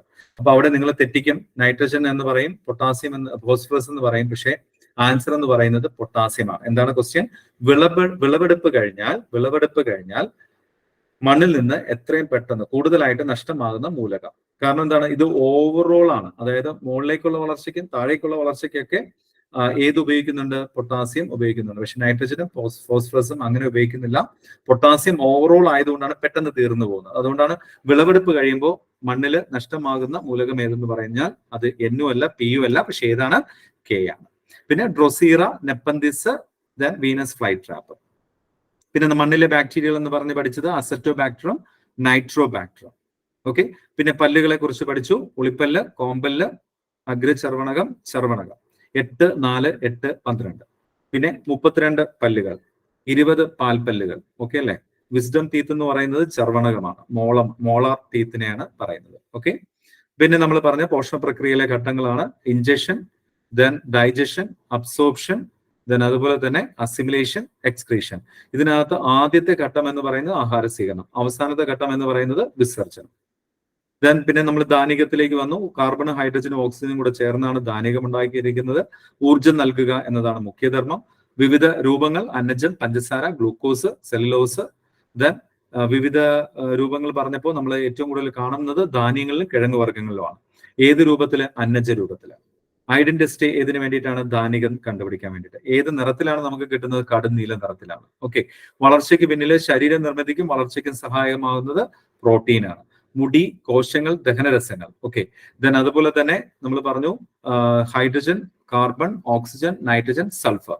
പിന്നെ 1 കിലോഗ്രാമിന് 1 ഗ്രാം എന്ന തോതിൽ പ്രോട്ടീൻ. ദെൻ കോഷിയോർക്കറും മരാസ്മസ്. ഓക്കെ, കൊഴുപ്പിന്റെ കാര്യം പറഞ്ഞപ്പോൾ നമ്മൾ പറഞ്ഞു ഇതും കാർബോഹൈഡ്രേറ്റിനെ പോലെ കൊഴുപ്പും ഊർജ്ജം പ്രദാനം ചെയ്യും. പരിപ്പിൽ ഏറ്റവും കൂടുതലുള്ളത് കൊഴുപ്പാണ്, പ്രോട്ടീൻ അല്ല.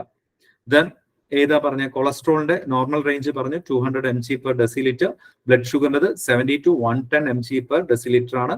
പ്രമേഹം മോർ ദാൻ 125 ആണ് എന്ന് ഓർത്ത് വെക്കാം. ഓക്കെ, ഇത്രയും കാര്യങ്ങൾ ഓക്കെ ആണോ കുഞ്ഞുങ്ങളെ? ഓക്കെ ആണോ? എന്തെങ്കിലും സംശയം ഉണ്ടെങ്കിൽ ചോദിക്കാം.